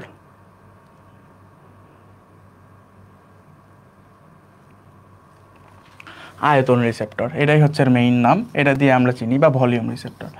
তাইলে এই জায়গায় এই আয়তন রিসেপ্টর বিভিন্ন মাধ্যমে, ধরো তোমার বডি থেকে রক্ত বের হয়ে গেছে, বা তুমি অনেক বেশি পানি খেয়ে ফেলছো, বা অনেক বেশি স্যালাইন খেলে ফেলছো, সো প্রেশার বেড়ে গেছে, তখন কি করবে এরা, নর্মাল করে ফেলবে আয়তনের মাধ্যমে। এখন তোমাদের একটা কোয়েশ্চেন করি, মানে তোমাদের বলি, এই জায়গায় খুব সুন্দর একটা প্রসিডিউর আছে আয়তন রিসেপ্টর যেভাবে আমাদের মানে আয়তন বেড়ে গেলে কিংবা রক্তচাপ বেড়ে গেলে কিভাবে নর্মাল করে আনে, কিন্তু ওটা একটু ব্যাখ্যা করতে যদি যাই একটু টাইম লাগবে 10-15 মিনিট। সো তোমাদের ওই ধৈর্য আছে কিনা আমি জানি না। তো তুমি বলো এটা কি ব্যাখ্যা করবো না কিছু, শুধু যেটুকু দরকার আমি দাগায় দিয়ে যাব, তোমরা পড়ে নিবা। দেখো এই জায়গা থেকে ব্যাখ্যা না করলে তোমাদের কোনো প্রবলেম নাই মেডিকেলের জন্য, বাট তোমার যদি জানার ইচ্ছা থাকে তাহলে আমি তোমাদের জন্য এটা ব্যাখ্যা করে বুঝাইতে পারি আগেরটার মতো। সো তোমরা একটু জানাও যে আমি কি এই জায়গায় ব্যাখ্যা করবো, 10-15 মিনিট, 10 মিনিট টাইম লাগবে।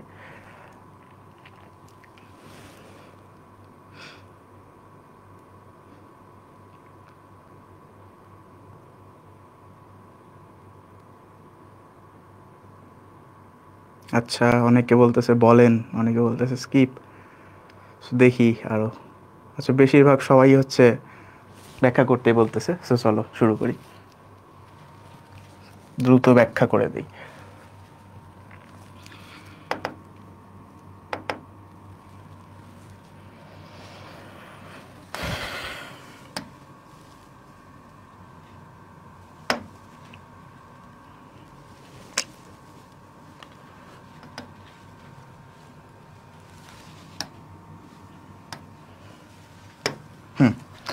চলো এখন দেখি যে ধরো তোমার বডিতে অনেক বেশি পরিমাণে হয়ে গেছে, প্রেশার অনেক বেড়ে গেছে, তোমার বডিতে প্রেশার বেড়ে গেছে না কমে গেছে, ধরো আমরা কম দিয়ে দেখি, প্রেশার অনেক লো। তো যেহেতু প্রেশার লো, এখন আমাদের যে কিডনি আছে,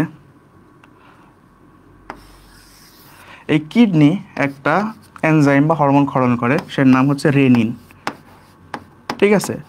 এখন এই জায়গায় আবার যকৃত আছে, এই যকৃত থেকে একটা আসে, সেটার নাম হচ্ছে অ্যানজিওটেনসিন, অ্যানজিওটেনসিনোজেন। সো এই অ্যানজিওটেনসিনের উপর রেনিন কাজ করে, করে এই অ্যানজিওটেনসিনটা পরিণত করে হচ্ছে অ্যানজিওটেনসিন 1-এ, অ্যানজিওটেনসিন 1। এখন এই অ্যানজিওটেনসিনের উপরে কাজ করে আরেকটা জিনিস, তার নাম হচ্ছে ACE বা অ্যানজিওটেনসিন কনভার্টিং এনজাইম। বুঝছো, এটা কই আছে? এটা হচ্ছে ফুসফুসে আছে। ফুসফুসে গেল গিয়ে এই অ্যানজিওটেনসিন 1 এটা পরিণত হবে হচ্ছে অ্যানজিওটেনসিনোজেন 2, অ্যানজিওটেনসিন 2। আচ্ছা ঠিক আছে, এখন এই যে অ্যানজিওটেনসিন 2 আছে, এ কি করবে, এ যাবে আবার এই কিডনির উপরে। বুঝছো, এই কিডনির উপরে কি আছে, সুপ্রারেনাল গ্ল্যান্ড আছে। এই সুপ্রারেনাল গ্ল্যান্ড থেকে আরেকটা হরমোনের ক্ষরণ করাবে, তার নাম হচ্ছে অ্যালডোস্টেরন, অ্যালডোস্টেরন। সো এই যে অ্যালডোস্টেরন আসলো, এই অ্যালডোস্টেরন করবে কি, আমরা যে মূত্রের সময়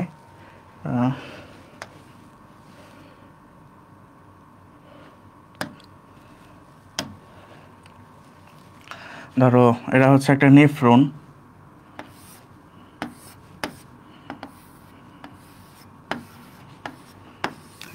লুপ,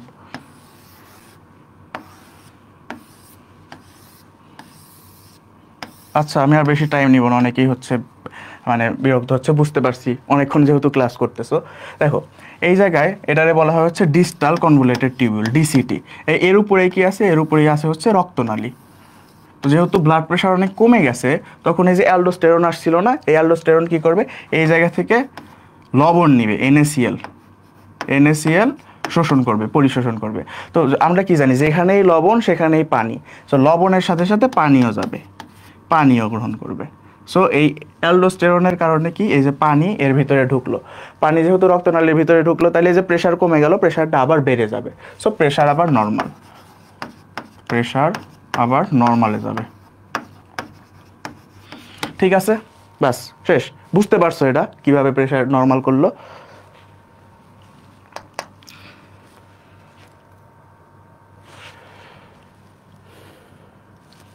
এই হচ্ছে একটা মেথড গেল। আর একটা মেথড আছে কি, সেটা হচ্ছে যে এই যে রক্তের আয়তন যদি কমে যায়, তাহলে এই আয়তন রিসেপ্টর মস্তিষ্কের হাইপোথ্যালামাসে বার্তা প্রেরণ করে। হাইপোথ্যালামাস কই আছে? পিটুইটারি গ্রন্থির নাম শুনছো তোমরা সবাই। সো এই পিটুইটারি গ্রন্থির একটু উপরেই আছে হচ্ছে হাইপোথ্যালামাস। তো এই হাইপোথ্যালামাসে বার্তা যায়। এখন এই হাইপোথ্যালামাস কি করে, এই হাইপোথ্যালামাস থেকে একটা হরমোন ক্ষরণ হয়। এই হরমোনের নাম কি? হরমোনের নাম হচ্ছে অ্যান্টিডাইউরেটিক হরমোন। এর অপর নাম হচ্ছে ভেসোপ্রেসিন হরমোন। কেন এর নাম অ্যান্টিডাইউরেটিক হরমোন বা কেন এর নাম ভেসোপ্রেসিন হরমোন, সেটা আমরা বলবো একটু পরেই। দেখো এই জায়গায় দেখো পিটুইটারি গ্রন্থি নিউরো হাইপোফাইসিস বলা আছে। এটা তোমরা ভয় পেয়ে যাও না। পিটুইটারি গ্রন্থিরে দুই ভাগে ভাগ করা যায়, একটারে বলা হয় নিউরো হাইপোফাইসিস, একটারে বলা হয় অ্যাডিনো হাইপোফাইসিস।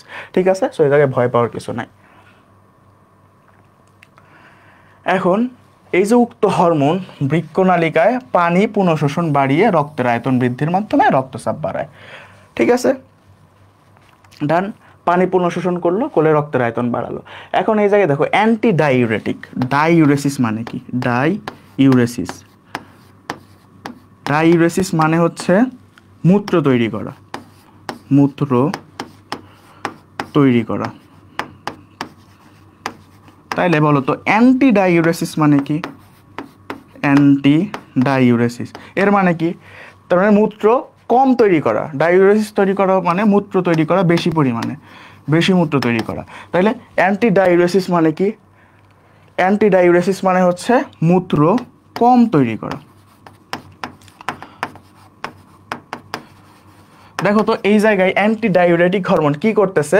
বৃক্কনালিকায় পানি পুনঃশোষণ করতেছে, অর্থাৎ যে পানিটা মূত্রের সাহায্যে বের হয়ে যাওয়ার কথা ছিল সেটা সে শোষণ করে আনতেছে দেহে।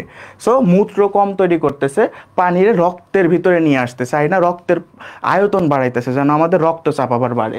ঠিক আছে, সো এই যে অ্যান্টি ডাইউরেসিস করতেছে, এর কারণে নাম হচ্ছে অ্যান্টি ডাইউরেটিক হরমোন।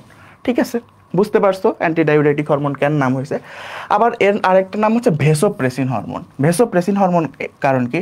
ধরো এরা হচ্ছে একটা ভেসেল, রক্তনালিকার গ্রিক হচ্ছে ভেসেল, ভেসেল মানে হচ্ছে অ্যানজিওন। না প্রসেস মনে রাখা লাগবে না, জাস্ট তোমাদের অ্যান্টি ডাইউরেটিক হরমোন নাম কেন হয়েছে এটা জানাইলো। আচ্ছা, এখন এই ভেসেলে ধরো রক্তচাপ কমে গেছে, রক্তের পরিমাণ কমে গেছে, এই কারণে রক্তচাপ কমে গেছে। তখন এই ভেসোপ্রেসিন হরমোন কি করে?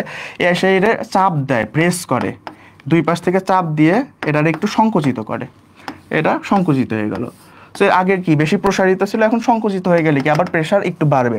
এই জায়গায় প্রেশার কমে গেছিল, এই জায়গায় প্রেশার আবার বেড়ে যাবে। তো যেহেতু ভেসেল রে প্রেস করতেছে বা রক্তনালিকারে প্রেস করতেছে, এই কারণে এর নাম হচ্ছে ভেসোপ্রেসিন হরমোন। আবার যেহেতু অ্যান্টি ডাইউরেসিস করতেছে, এই কারণে অ্যান্টি ডাইউরেটিক হরমোন। দুইটা কিন্তু একই হরমোন।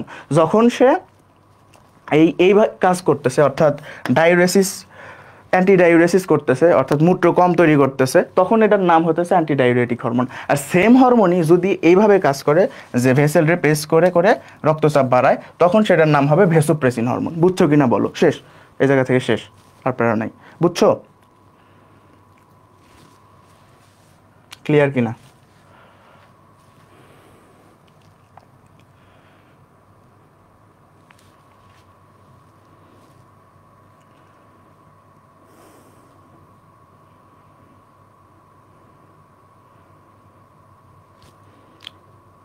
এই তো ক্লিয়ার।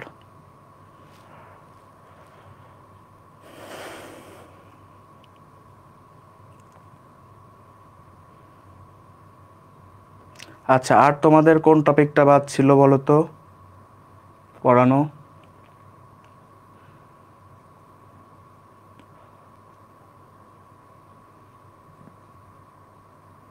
আর কি কোনো টপিক বাদ ছিল?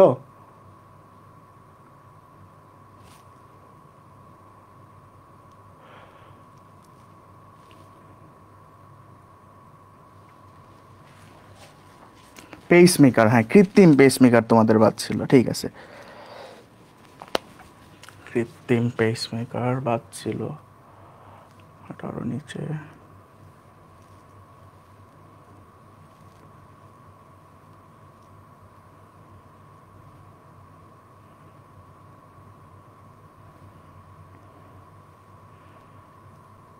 আচ্ছা, হৃদরোগের চিকিৎসার ধারণা,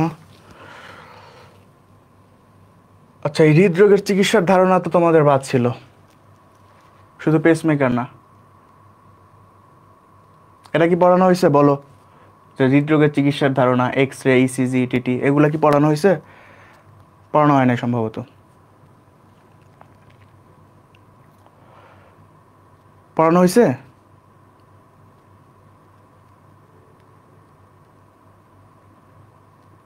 না, পড়ানো হয় নাই,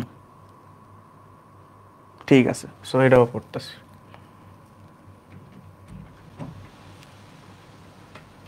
সো হৃদরোগের চিকিৎসার ধারণা পড়বে এখন আমরা। ধরো তোমার কাছে কোনো রোগী আসছে হৃদরোগের মানে তার হার্টের কোনো প্রবলেম হয়েছে তার মনে হইতেছে, তখন তুমি কিভাবে দেখবা? প্রথমে আমরা কি টেস্ট করব?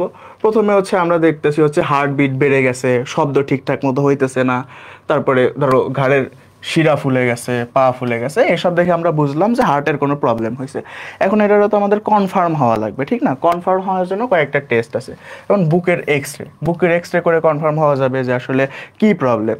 এক্স রে করে যদি দেখা যায় যে ধরো হার্ট ছিল এরকম নর্মাল, অনেক হার্ট বেশ বড় হয়ে গেছে, তাহলে বুঝলাম যে তার হচ্ছে কার্ডিওমেগালি হয়েছে বা হার্ট বড় হয়ে গেছে, এই একটা প্রবলেম হয়েছে তার। সো এক্স রে দিয়ে আমরা বুঝতেছি। সো তারপরে আসো ইসিজি। ইসিজি হচ্ছে হৃৎপিণ্ডের প্রাথমিক রোগ নির্ণয়ে সাহায্য করে। এখন যে বিষয়গুলো বলবো এগুলো খুব ভালো করে তোমাদের খেয়াল রাখা লাগবে, কারণ এই জায়গা থেকে কিন্তু কোশ্চেন আসবে, অ্যান্ড খুব সূক্ষ্ম সূক্ষ্ম কোশ্চেন আসতে পারে যেগুলো তোমরা ভুল করতে পারো। যেমন ইসিজি কোন ক্ষেত্রে কাজ করে? এই প্রাথমিক রোগ নির্ণয়ে। আচ্ছা, এই দেখো, এই প্রাথমিক রোগ নির্ণয়, এইটুক যদি জানবা। ইসিজি কিসের জন্য ব্যবহৃত হয়? প্রাথমিক রোগ নির্ণয়। তারপরে ইটিটি বা এক্সারসাইজ টলারেন্স টেস্ট, এটা কেন করা হয়? এটা করা হয় হচ্ছে হৃৎপিণ্ডের কার্যক্ষমতা বোঝার জন্য, ঠিক আছে। তারপরে রক্তের বিএনপি বা ব্রেইন নাট্রিউরেটিক পেপটাইড, এই টেস্ট কেন করা হয়? হার্ট ফেলিয়ার সম্পর্কে নিশ্চিত হওয়ার জন্য। তারপরে করোনারি এনজিওগ্রাম কেন করা হয়? রক্তনালীতে কোনো ব্লক আছে কিনা এটা জানার জন্য। এবং পেশির অবস্থা জানা যায় কি দিয়ে? এমআরআই দিয়ে। এবং আরেকটা জিনিস, সেটা হচ্ছে হার্ট অ্যাটাক। এই হার্ট অ্যাটাক কীভাবে বুঝবো? ট্রপোনিন 1 না কিন্তু, ট্রপোনিন আই। সো কার্ডিওমেগালি কি? কার্ডিওমেগালি হচ্ছে, কার্ডিও মানে হার্ট, আর মেগালি মানে কি? মেগা মানে বড় হয়ে যাওয়া। সো হার্ট যদি নর্মালের থেকে অনেক বড় হয়ে যায় তখন সেটারে বলে কার্ডিওমেগালি, এটাও একটা প্রবলেম। তো দেখো বুঝতে পারছো কি না? এই জায়গা থেকে কোশ্চেন আসতে পারে। ধরো তোমার কোশ্চেন আসলো এরকম যে হৃৎপিণ্ডের কার্যক্ষমতা ভালোভাবে জানার জন্য আমরা কোন টেস্ট করব? কি অ্যান্সার দিবা বলো তো? অ্যান্সার করো এই জায়গা থেকে, এই জায়গাটা ইম্পর্টেন্ট অনেক।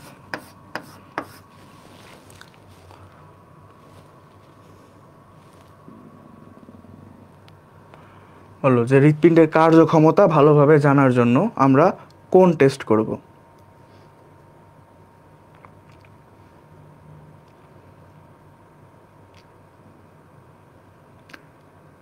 ইসিজি বলতেছে অনেকে, না ইসিজি না, আমরা করব ইটিটি। ইসিজি করব কখন? দেখো হৃৎপিণ্ডের প্রাথমিক রোগ নির্ণয়ে আমরা ইসিজি করব। তারপরে ধরো আর একটা কোশ্চেন যে হৃৎপিণ্ডের অবস্থা জানা যায় কোন রোগের মাধ্যমে, কোন টেস্টের মাধ্যমে? হৃৎপিণ্ডের অবস্থা, শুধু কোশ্চেনে এটা দেওয়া আছে যে হৃৎপিণ্ডের অবস্থা জানা যায় কোন রোগের মাধ্যমে। এবার বলো তো কি হবে? হৃৎপিণ্ডের অবস্থা জানা যায় কোন রোগের, কোন টেস্টের মাধ্যমে?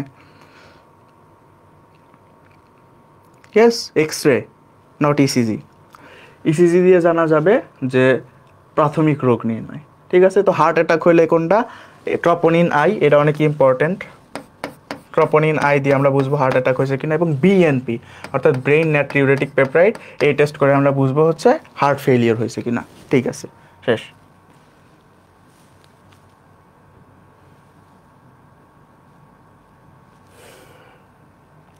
তারপরে আসা হচ্ছে এই পেসমেকার।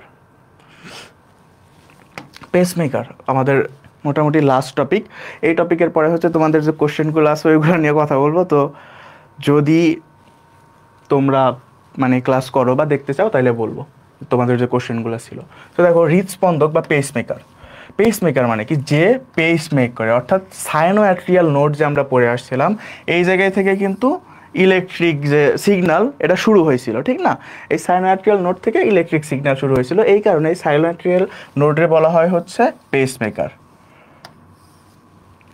এখন যে প্রবলেমটা হয় যে এই সাইনোঅ্যাট্রিয়াল নোড যদি ঠিকঠাকভাবে কাজ না করে, ঠিক আছে, এখন এই সাইনোঅ্যাট্রিয়াল নোড ধরো সামহাও নষ্ট হয়ে গেছে, আর কাজ করতে পারতেছে না, তখন কি সেই জায়গায় আমাদের একটা কৃত্রিম পেসমেকার বসানো লাগবে।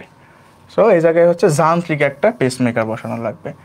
এই পেসমেকার সম্পর্কেই হচ্ছে জানবো। সো যান্ত্রিক পেসমেকার, যান্ত্রিক পেসমেকার থেকে তোমাদের খুব বেশি কিছু জানা লাগবে না, যে দুই একটা জিনিস জানা লাগবে ওটাই আমি বলি। যান্ত্রিক পেসমেকারের গঠন, যান্ত্রিক পেসমেকারে কি কি থাকে এটা আমাদের জানা লাগবে। যে একটি লিথিয়াম ব্যাটারি থাকবে, কম্পিউটারাইজ জেনারেটর থাকবে এবং শীর্ষে সেন্সরযুক্ত কয়েকটা তার থাকবে, ঠিক আছে। আর এই সেন্সরগুলোরে কি বলবে? সেন্সরগুলোরে বলি হচ্ছে আমরা ইলেকট্রোড। এবং পেসমেকারে অপরিবাহী আবরণযুক্ত কয়টা তার থাকে? 1 থেকে 3টা তার থাকে। তাররে কি বলা হয়? তাররে বলে লিড। এখন এই লিডের উপর ভিত্তি করে বা 1 থেকে 3 কয়টা তার আছে এর উপরে ভিত্তি করে টোটাল হচ্ছে 3 ধরনের পেসমেকার পাওয়া যায়। এক প্রকোষ্ঠ পেসমেকার, দ্বিপ্রকোষ্ঠ পেসমেকার এবং ত্রিপ্রকোষ্ঠ পেসমেকার। সো প্রথমে দেখো এক প্রকোষ্ঠ পেসমেকার ক্ষেত্রে, এক প্রকোষ্ঠ পেসমেকারের ক্ষেত্রে কি, এই যে লিড বা তারটা আছে, এই হৃৎপিণ্ডের শুধু ডান অ্যাট্রিয়াম অথবা ডান ভেন্ট্রিকল, ডান অ্যাট্রিয়ামে সাপ্লাই দিব অথবা ডান ভেন্ট্রিকলে বিদ্যুৎ তরঙ্গ সাপ্লাই দিব। যদি এরকম হয় যে কোনো একটাই দেওয়া লাগতেছে, তখন সেটারে বলি হচ্ছে এক প্রকোষ্ঠ পেসমেকার। তারপরে দ্বিপ্রকোষ্ঠ পেসমেকার, তার মানে কি এই জায়গায় দুইটা তার সাপ্লাই দেওয়া লাগবে। কোন কোন জায়গায় সাপ্লাই দিব? দেখো, এই জায়গায় হচ্ছে একটা ডান অ্যাট্রিয়ামে দিব, একটা ডান ভেন্ট্রিকলে দিব। সো অ্যাট্রিয়াম প্লাস ভেন্ট্রিকল, এই জায়গায় ছিল ডান অ্যাট্রিয়াম অথবা ডান ভেন্ট্রিকল অবলিক, আর এই জায়গায় হচ্ছে প্লাস ডান অ্যাট্রিয়াম প্লাস ডান ভেন্ট্রিকল। তারপরে ধরো ত্রিপ্রকোষ্ঠ পেসমেকার, তার মানে বুঝতেছে এর অবস্থা একবারে খারাপ, ডান অ্যাট্রিয়ামে দিছি, ডান ভেন্ট্রিকলে দিছি, তাও এর কাজ হইতেছে না, তখন আরেকটা কোন জায়গায় দেওয়া লাগবে? তখন হচ্ছে বাম ভেন্ট্রিকলে আরেকটা দেওয়া লাগবে। এই যে বাম ভেন্ট্রিকলে আরেকটা সাপ্লাই দেওয়া লাগবে।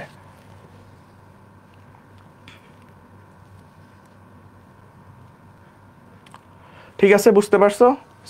ডান ভেন্ট্রিকল এবং আরেকটি বাম ভেন্ট্রিকল, ডান অ্যাট্রিয়াম। বুঝতে পারছো এই পর্যন্ত? ত্রিপ্রকোষ্ঠ পেসমেকার। সো ধরো একটু খারাপ হয়ে গেছে, তখন আমরা এক প্রকোষ্ঠ ইউজ করবো। দেখা গেলো এক প্রকোষ্ঠ পেসমেকার দিয়ে, অর্থাৎ শুধুমাত্র ডান অ্যাট্রিয়াম কিংবা ডান ভেন্ট্রিকলে সাপ্লাই দিয়ে কাজ হইতেছে না, তখন আমরা আর একটা অ্যাড করবো। সেটা কি করব? ডান অ্যাট্রিয়াম এবং ডান ভেন্ট্রিকল দুইটাতেই দিব। এবং যদি তাতেও কাজ না হয়, তার মানে কি হৃৎপিণ্ডের অবস্থা খুবই বাজে, তখন আমরা আরেকটা দিব, সেটা হচ্ছে বাম ভেন্ট্রিকলে। সো বুঝতে পারছো কিনা এটা বলো? আমাদের পেসমেকার শেষ, এই জায়গা থেকে আর কিছুই লাগবে না।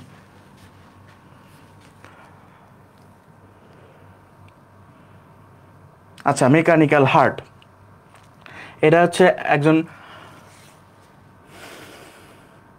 এই মেকানিক্যাল হার্টটা তোমরা একটা রিডিং দিবা, কিছু লাগবে না, এই জায়গা থেকে রিডিং দিলেই হবে। এখন আসো open heart surgery. Open heart surgery সম্পর্কে আমাদের একটু জানা লাগবে। এখন ওপেন হার্ট সার্জারি বলতে কি বোঝানো হয়? ওপেন হার্ট সার্জারি বলতে বোঝানো হয় যে এই যে বুক চিরে হার্টটা ওপেন করে যখন সার্জারি করবে, ধরো হার্টের অবস্থা খুবই খারাপ, সার্জারি করাই লাগবে। কিভাবে সার্জারি করবে?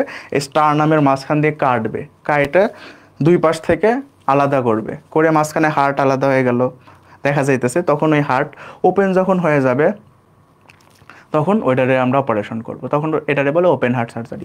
পেসমেকার এর বেশি লাগবে না, হ্যাঁ ঠিক লাগবে না। কিন্তু এখন এই যে দুই ধরনের ওপেন হার্ট সার্জারি হইতে পারে, একটা হইতে পারে অন পাম্প সার্জারি আর একটা হইতে পারে অফ পাম্প সার্জারি। এই জায়গায় আবার তুলে দিছে নাকি? আচ্ছা, একটা হইতে পারে on pump surgery, on pump surgery, তোমাদের বইয়ে তো আছে এটা না?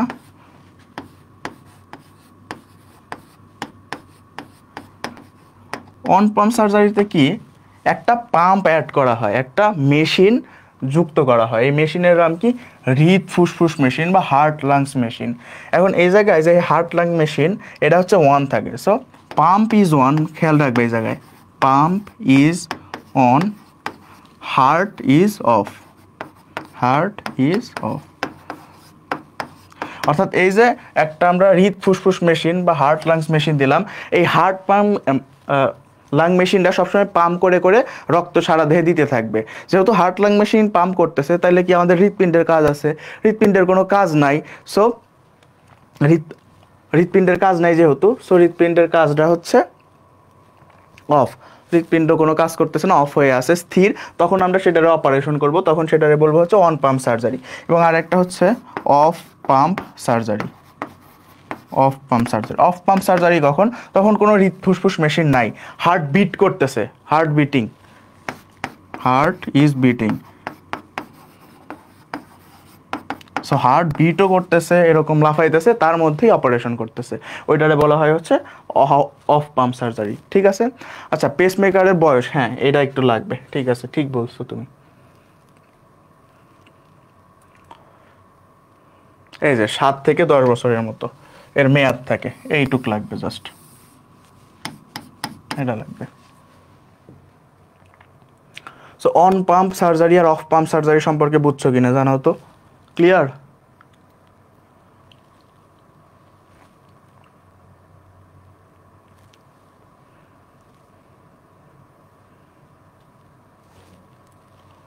বুঝছো অন পাম্প সার্জারি?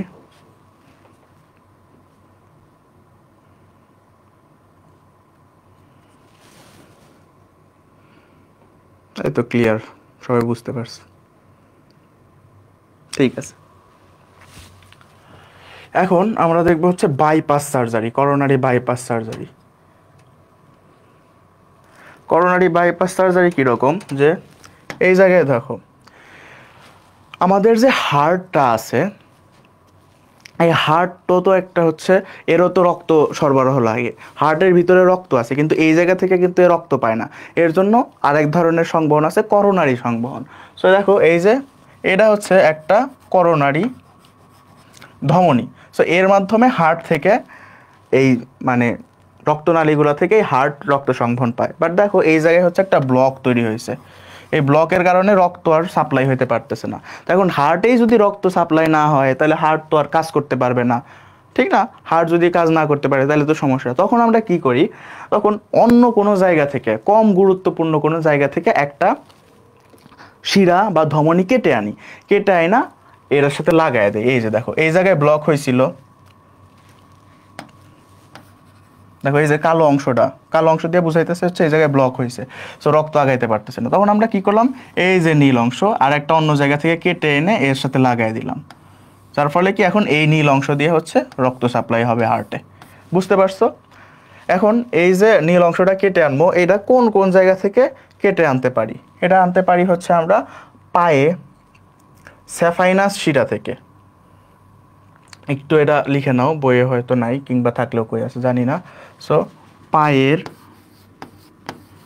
স্যাফাইনাস শিরা, স্যাফাইনাস শিরা। তারপরে এই যে দেখো এই জায়গায় পা থেকে কেটে আনছে, এই শিরাটার নাম হচ্ছে স্যাফাইনাস শিরা। এই পায়ের স্যাফাইনাস শিরা লাগাইতে পারি, অথবা আমরা লাগাইতে পারি হাতের কবজির রেডিয়াল ধমনী, কবজির রেডিয়াল ধমনী।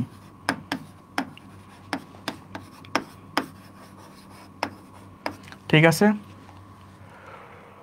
এই তো যে কবজির রেডিয়াল ধমনী আমরা লাগাইতে পারি, আবার পায়ের স্যাফাইনাস শিরাও আমরা লাগাইতে পারি,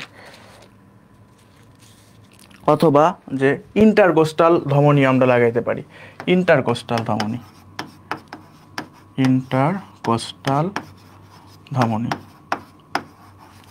সো এই জায়গাগুলো থেকে আমরা একটা শিরা বা ধমনী কেটে এনে এই হার্টের এই জায়গায় লাগাই দিব, দিয়ে হার্টে ব্লাড সাপ্লাই ঠিক রাখবো। বুঝতে পারছো? ক্লিয়ার কিনা বলো?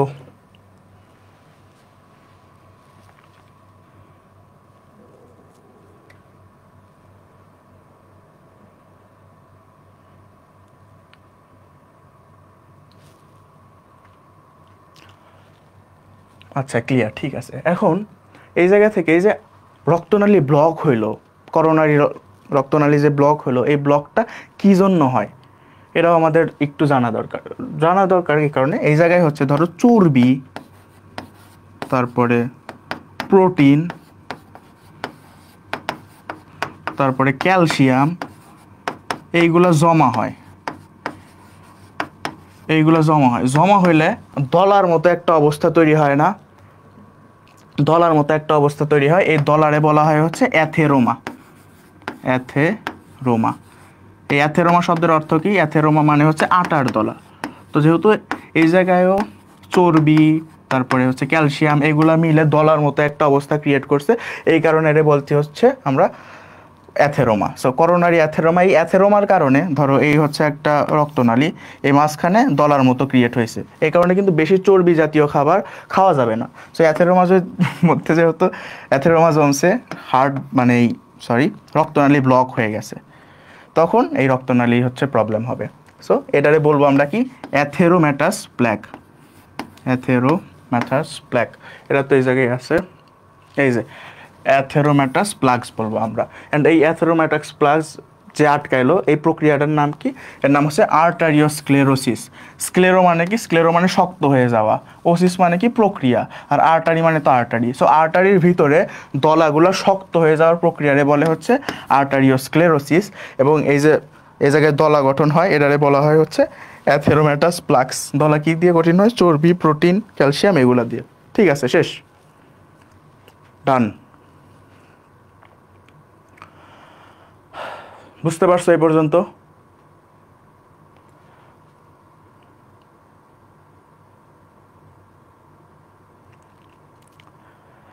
বুঝতে পারছো কিনা বলো? শেষ কিন্তু আমাদের পড়া।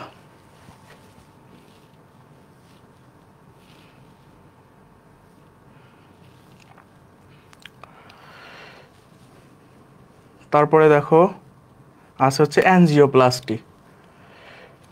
অ্যানজিওপ্লাস্টি থেকে অত বোঝানোর কিছু নাই, জাস্ট কয়েকটা ইনফরমেশন মনে রাখবা যে এই যে অ্যানজিওপ্লাস্টি কয় প্রকার। অ্যানজিওপ্লাস্টি 4 ধরনের। কি কি ধরনের অ্যানজিওপ্লাস্টি আছে? উদাহরণ হচ্ছে balloon angioplasty, laser angioplasty, coronary atherectomy, এবং আরেকটা আছে হচ্ছে করোনারি স্টেন্টিং। এই যে করোনারি স্টেন্টিং, এটার নাম তোমরা অনেকেই শুনছো, বাট এই নামে না, এর নাম হচ্ছে হার্টে রিং পরানো। বলে না যে হার্টে রিং পরাইছে, এই হার্টে রিং পরানো হচ্ছে এই করোনারি স্টেন্টিং। ঠিক আছে, এই অ্যানজিওপ্লাস্টি।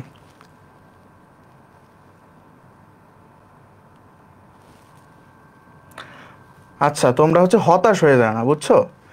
এই চ্যাপ্টারটা অনেক বড়, ঠিক আছে, বাট বিষয়টা হচ্ছে সব কিছুই যে মনে রাখা লাগবে তা কিন্তু না। যে চ্যাপ্টার আমাদের শেষ হয়ে গেছে অলরেডি, যেগুলো পড়াইছি তোমরা বারবার হচ্ছে পড়বা, রিভিশন দিবা। আজকে তো প্রথমবার পড়লা এটা অ্যাডমিশনে, এরপরে আবার বারবার রিভিশন দিবা না? বারবার রিভিশন দিতে দিতে তারপরে যখন কোশ্চেন সলভ করবা, কোশ্চেন সলভ করতে করতে মনে থেকে যাবে। মনে রাখো, তুমি কিন্তু একা অ্যাডমিশন দিতেছো না, সবাই অ্যাডমিশন দিতেছে। সো আমরাও অ্যাডমিশন দিয়ে আসছি, আমরাও কিন্তু যখন প্রথম পড়ছে অনেক কঠিন মনে হয়েছে, বাট ধীরে ধীরে রিভিশন দিতে দিতে কিন্তু অনেক ইজি মনে হয়ে গেছে। সো প্যারা নিও না। অ্যান্ড সবসময় হচ্ছে নামাজ কালাম পড়ো কিংবা প্রার্থনা করো যে যে ধর্মের আসো, তাহলে মন ফ্রেশ থাকবে, পড়াশোনা মাথায় বুঝতে বেশি সুবিধা হবে। অ্যান্ড সবচেয়ে বেশি থ্যাঙ্কস যে তোমাদের 42 জনের এই এতক্ষণ পর্যন্ত ক্লাস করতেছো, যে প্রায় হচ্ছে 1টার মতো বেজে গেছে। ঠিক আছে, এখন তোমরা এর আগে যখন রাজীব ভাই ক্লাস নিচ্ছিল, অনেকের অনেক ডাউট ছিল। সো ডাউটগুলো কমেন্ট করছিল, তো আমি কিছু ডাউট হচ্ছে নোট করছিলাম, ওইগুলোর অ্যান্সার দিব। এখন তোমরা বলো যে ওই অ্যান্সারটা কি আমি দিব নাকি দিব না?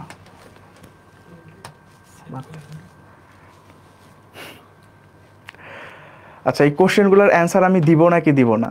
এখন অনেক রাত হয়ে গেছে, তোমাদেরও কষ্ট আমারও কষ্ট, বাট তোমরা যদি চাও আমি কোশ্চেনগুলোর অ্যান্সার দিব যেগুলো করছিলা।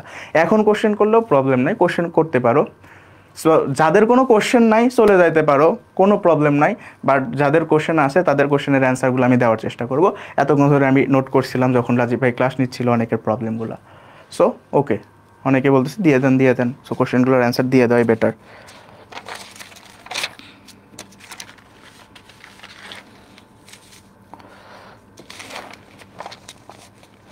আচ্ছা, কোশ্চেনগুলোর মধ্যে প্রথমে যে কোশ্চেন একজন করছিল যে ইলেকট্রোলাইট কি। দেখো, ইলেকট্রোলাইট হচ্ছে ধরো কোনো মৌল,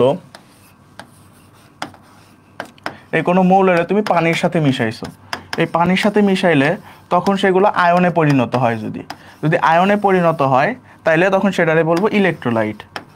কেন ইলেকট্রোলাইট বলবো?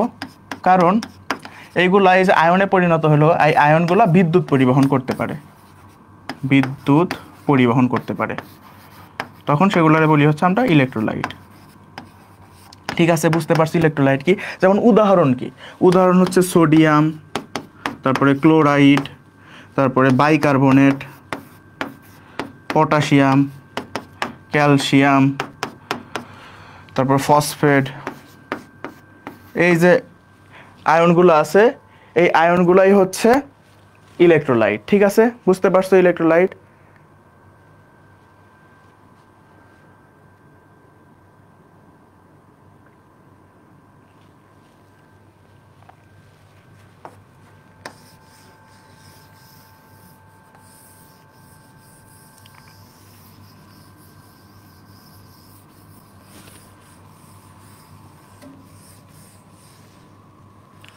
কার্ডিয়াক সাইকেল, কার্ডিয়াক সাইকেল তো রাজীব ভাই অনেক সুন্দর করে বুঝাইছিল। আচ্ছা, কার্ডিয়াক সাইকেলটা হচ্ছে এখন বলতে গেলে একটু টাইম লাগবে। কার্ডিয়াক সাইকেল এমন কোনো টপিক না যেটা হচ্ছে হুট করে বোঝানো যাবে 2-1 মিনিটের মধ্যে, বুঝছো? সো এটা আবার একটু রাজীব ভাইয়ের ক্লাসটা যদি তুমি ভিডিও দেখে নাও, রিপিট করো পরে, তাইলে হচ্ছে বুঝে যাবা। ঠিক আছে, তারপরে একটা কোশ্চেন করছিল যে ভ্রূণ দেহে আর বেশি কেন থাকে। দেখো, ভ্রূণ দেহ কি, ভ্রূণ দেহ থেকে ধীরে ধীরে অনেক বড় হওয়া লাগবে, ঠিক না, অনেক দ্রুত গ্রোথ করা লাগবে। সো ভ্রূণ দেহ থেকে যদি তুমি দ্রুত গ্রোথ করতে চাও তাইলে কিন্তু অনেক বেশি পরিমাণে অক্সিজেন লাগবে।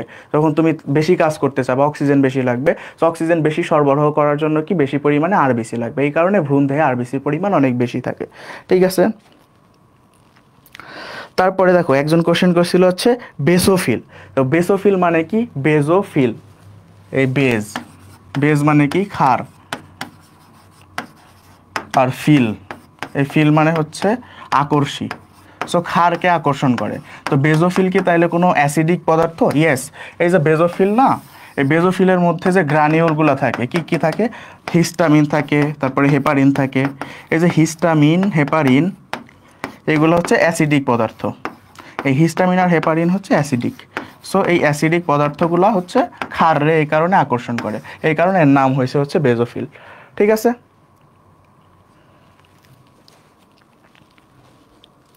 তারপরে আরেকটা একজন কোশ্চেন করছিল যে রক্তনালী প্রসারণ করে কে।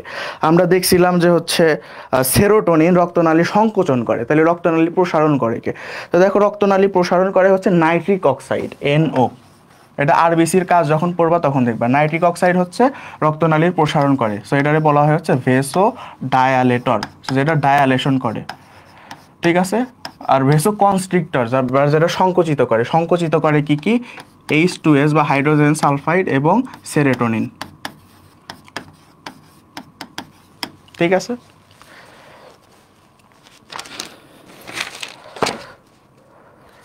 তারপরে একজন বলছিল যে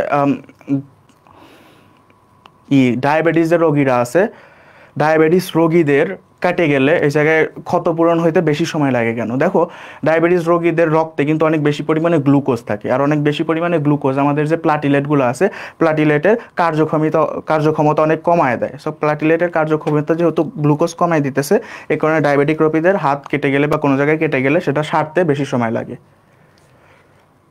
ইয়েস, ইওসিনোফিল তাহলে বেস ম্যাটেরিয়ালস থাকে। ইয়েস, তারপরে একজন কোশ্চেন করছিল সিরাম স্বাভাবিক অবস্থায় কই থাকে। ভাইয়া বলছিল যে কেটে গেলে সিরাম হচ্ছে বডিতে থাকে না, বডির বাইরে থাকে। দেখো, স্বাভাবিক অবস্থায় কিন্তু সিরাম এক্সিস্ট করে না, বুঝছো, সিরাম থাকেই না। যখন কোনো কিছু কেটে যায় তারপরে সিরাম বের হয়। যেমন তোমাদের যদি আমি বলি, এই যে প্লাজমা, এই প্লাজমার মধ্যে কি আছে, প্লাজমার মধ্যে আছে হচ্ছে ক্লটিং ফ্যাক্টরগুলা, ক্লটিং ফ্যাক্টর। এখন এই যে ক্লটিং ফ্যাক্টরগুলো আছে, এগুলা কি করে, রক্ত জমাট বাঁধে। তো ধরো কোনো জায়গায় কেটে গেছে, কেটে যাওয়ার ফলে এই ক্লটিং ফ্যাক্টরগুলো কি করছে, রক্ত জমাট বাঁধায় ফেলছে। তার মানে ক্লটিং ফ্যাক্টরগুলো শেষ, প্লাজমা থেকে ক্লটিং ফ্যাক্টরগুলো মাইনাস হয়ে গেছে। So plasma minus clotting factor is equal to serum. বুঝতে পারছো?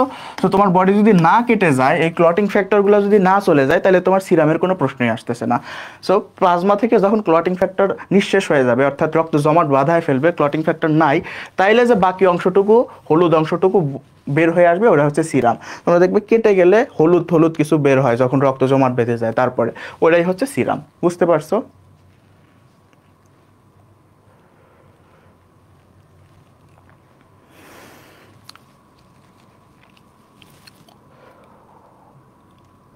আচ্ছা, আরেকজন কোশ্চেন করছিল হচ্ছে যে আম, ধমনীতে কপাটিকা থাকে না কেন? দেখো, ধমনীর কাজ কি? ধমনীর কাজ হচ্ছে হৃৎপিণ্ড থেকে সারা দেহে দ্রুত রক্ত পৌঁছায় দেওয়া আছে। যদি কপাটিকা থাকে, তাহলে কপাটিকা তো আরো বাধা দিবে রক্ত সারা দেহে ছড়ায় যাইতে।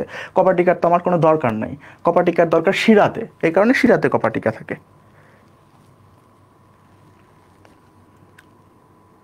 এই তো মোটামুটি এই কোশ্চেনগুলোই তোমরা করছিলা, এইগুলোর অ্যান্সার শেষ। আর কারো কোনো কোশ্চেন থাকলে জানাও, 2-3 মিনিটের মধ্যে শেষ করে দিব।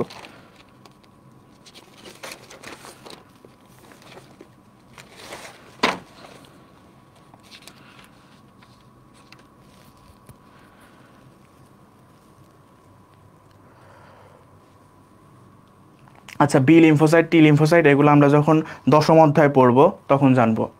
অনাক্রম্যতা ওই চ্যাপ্টারের ভিতরে আছে, ঠিক আছে? দেহের প্রতিরক্ষা ওই চ্যাপ্টারের ভিতরে আছে। তারপরে আরেকজন কোশ্চেন করছে হচ্ছে যে আমাদের যে আরবিসি, আরবিসি কীভাবে অনাক্রম্যতায় ভূমিকা রাখে। দেখো, আরবিসিতে কিছু ফ্রি রেডিক্যাল উৎপন্ন করে আরবিসি, ফ্রি রেডিক্যাল। এই ফ্রি রেডিক্যালগুলা জীবাণু ধ্বংস করে, জীবাণু মেরে ফেলে। এইভাবে হচ্ছে আরবিসি অনাক্রম্যতায় হেল্প করে, জীবাণু মেরে ফেলে ফ্রি রেডিক্যাল, ঠিক আছে?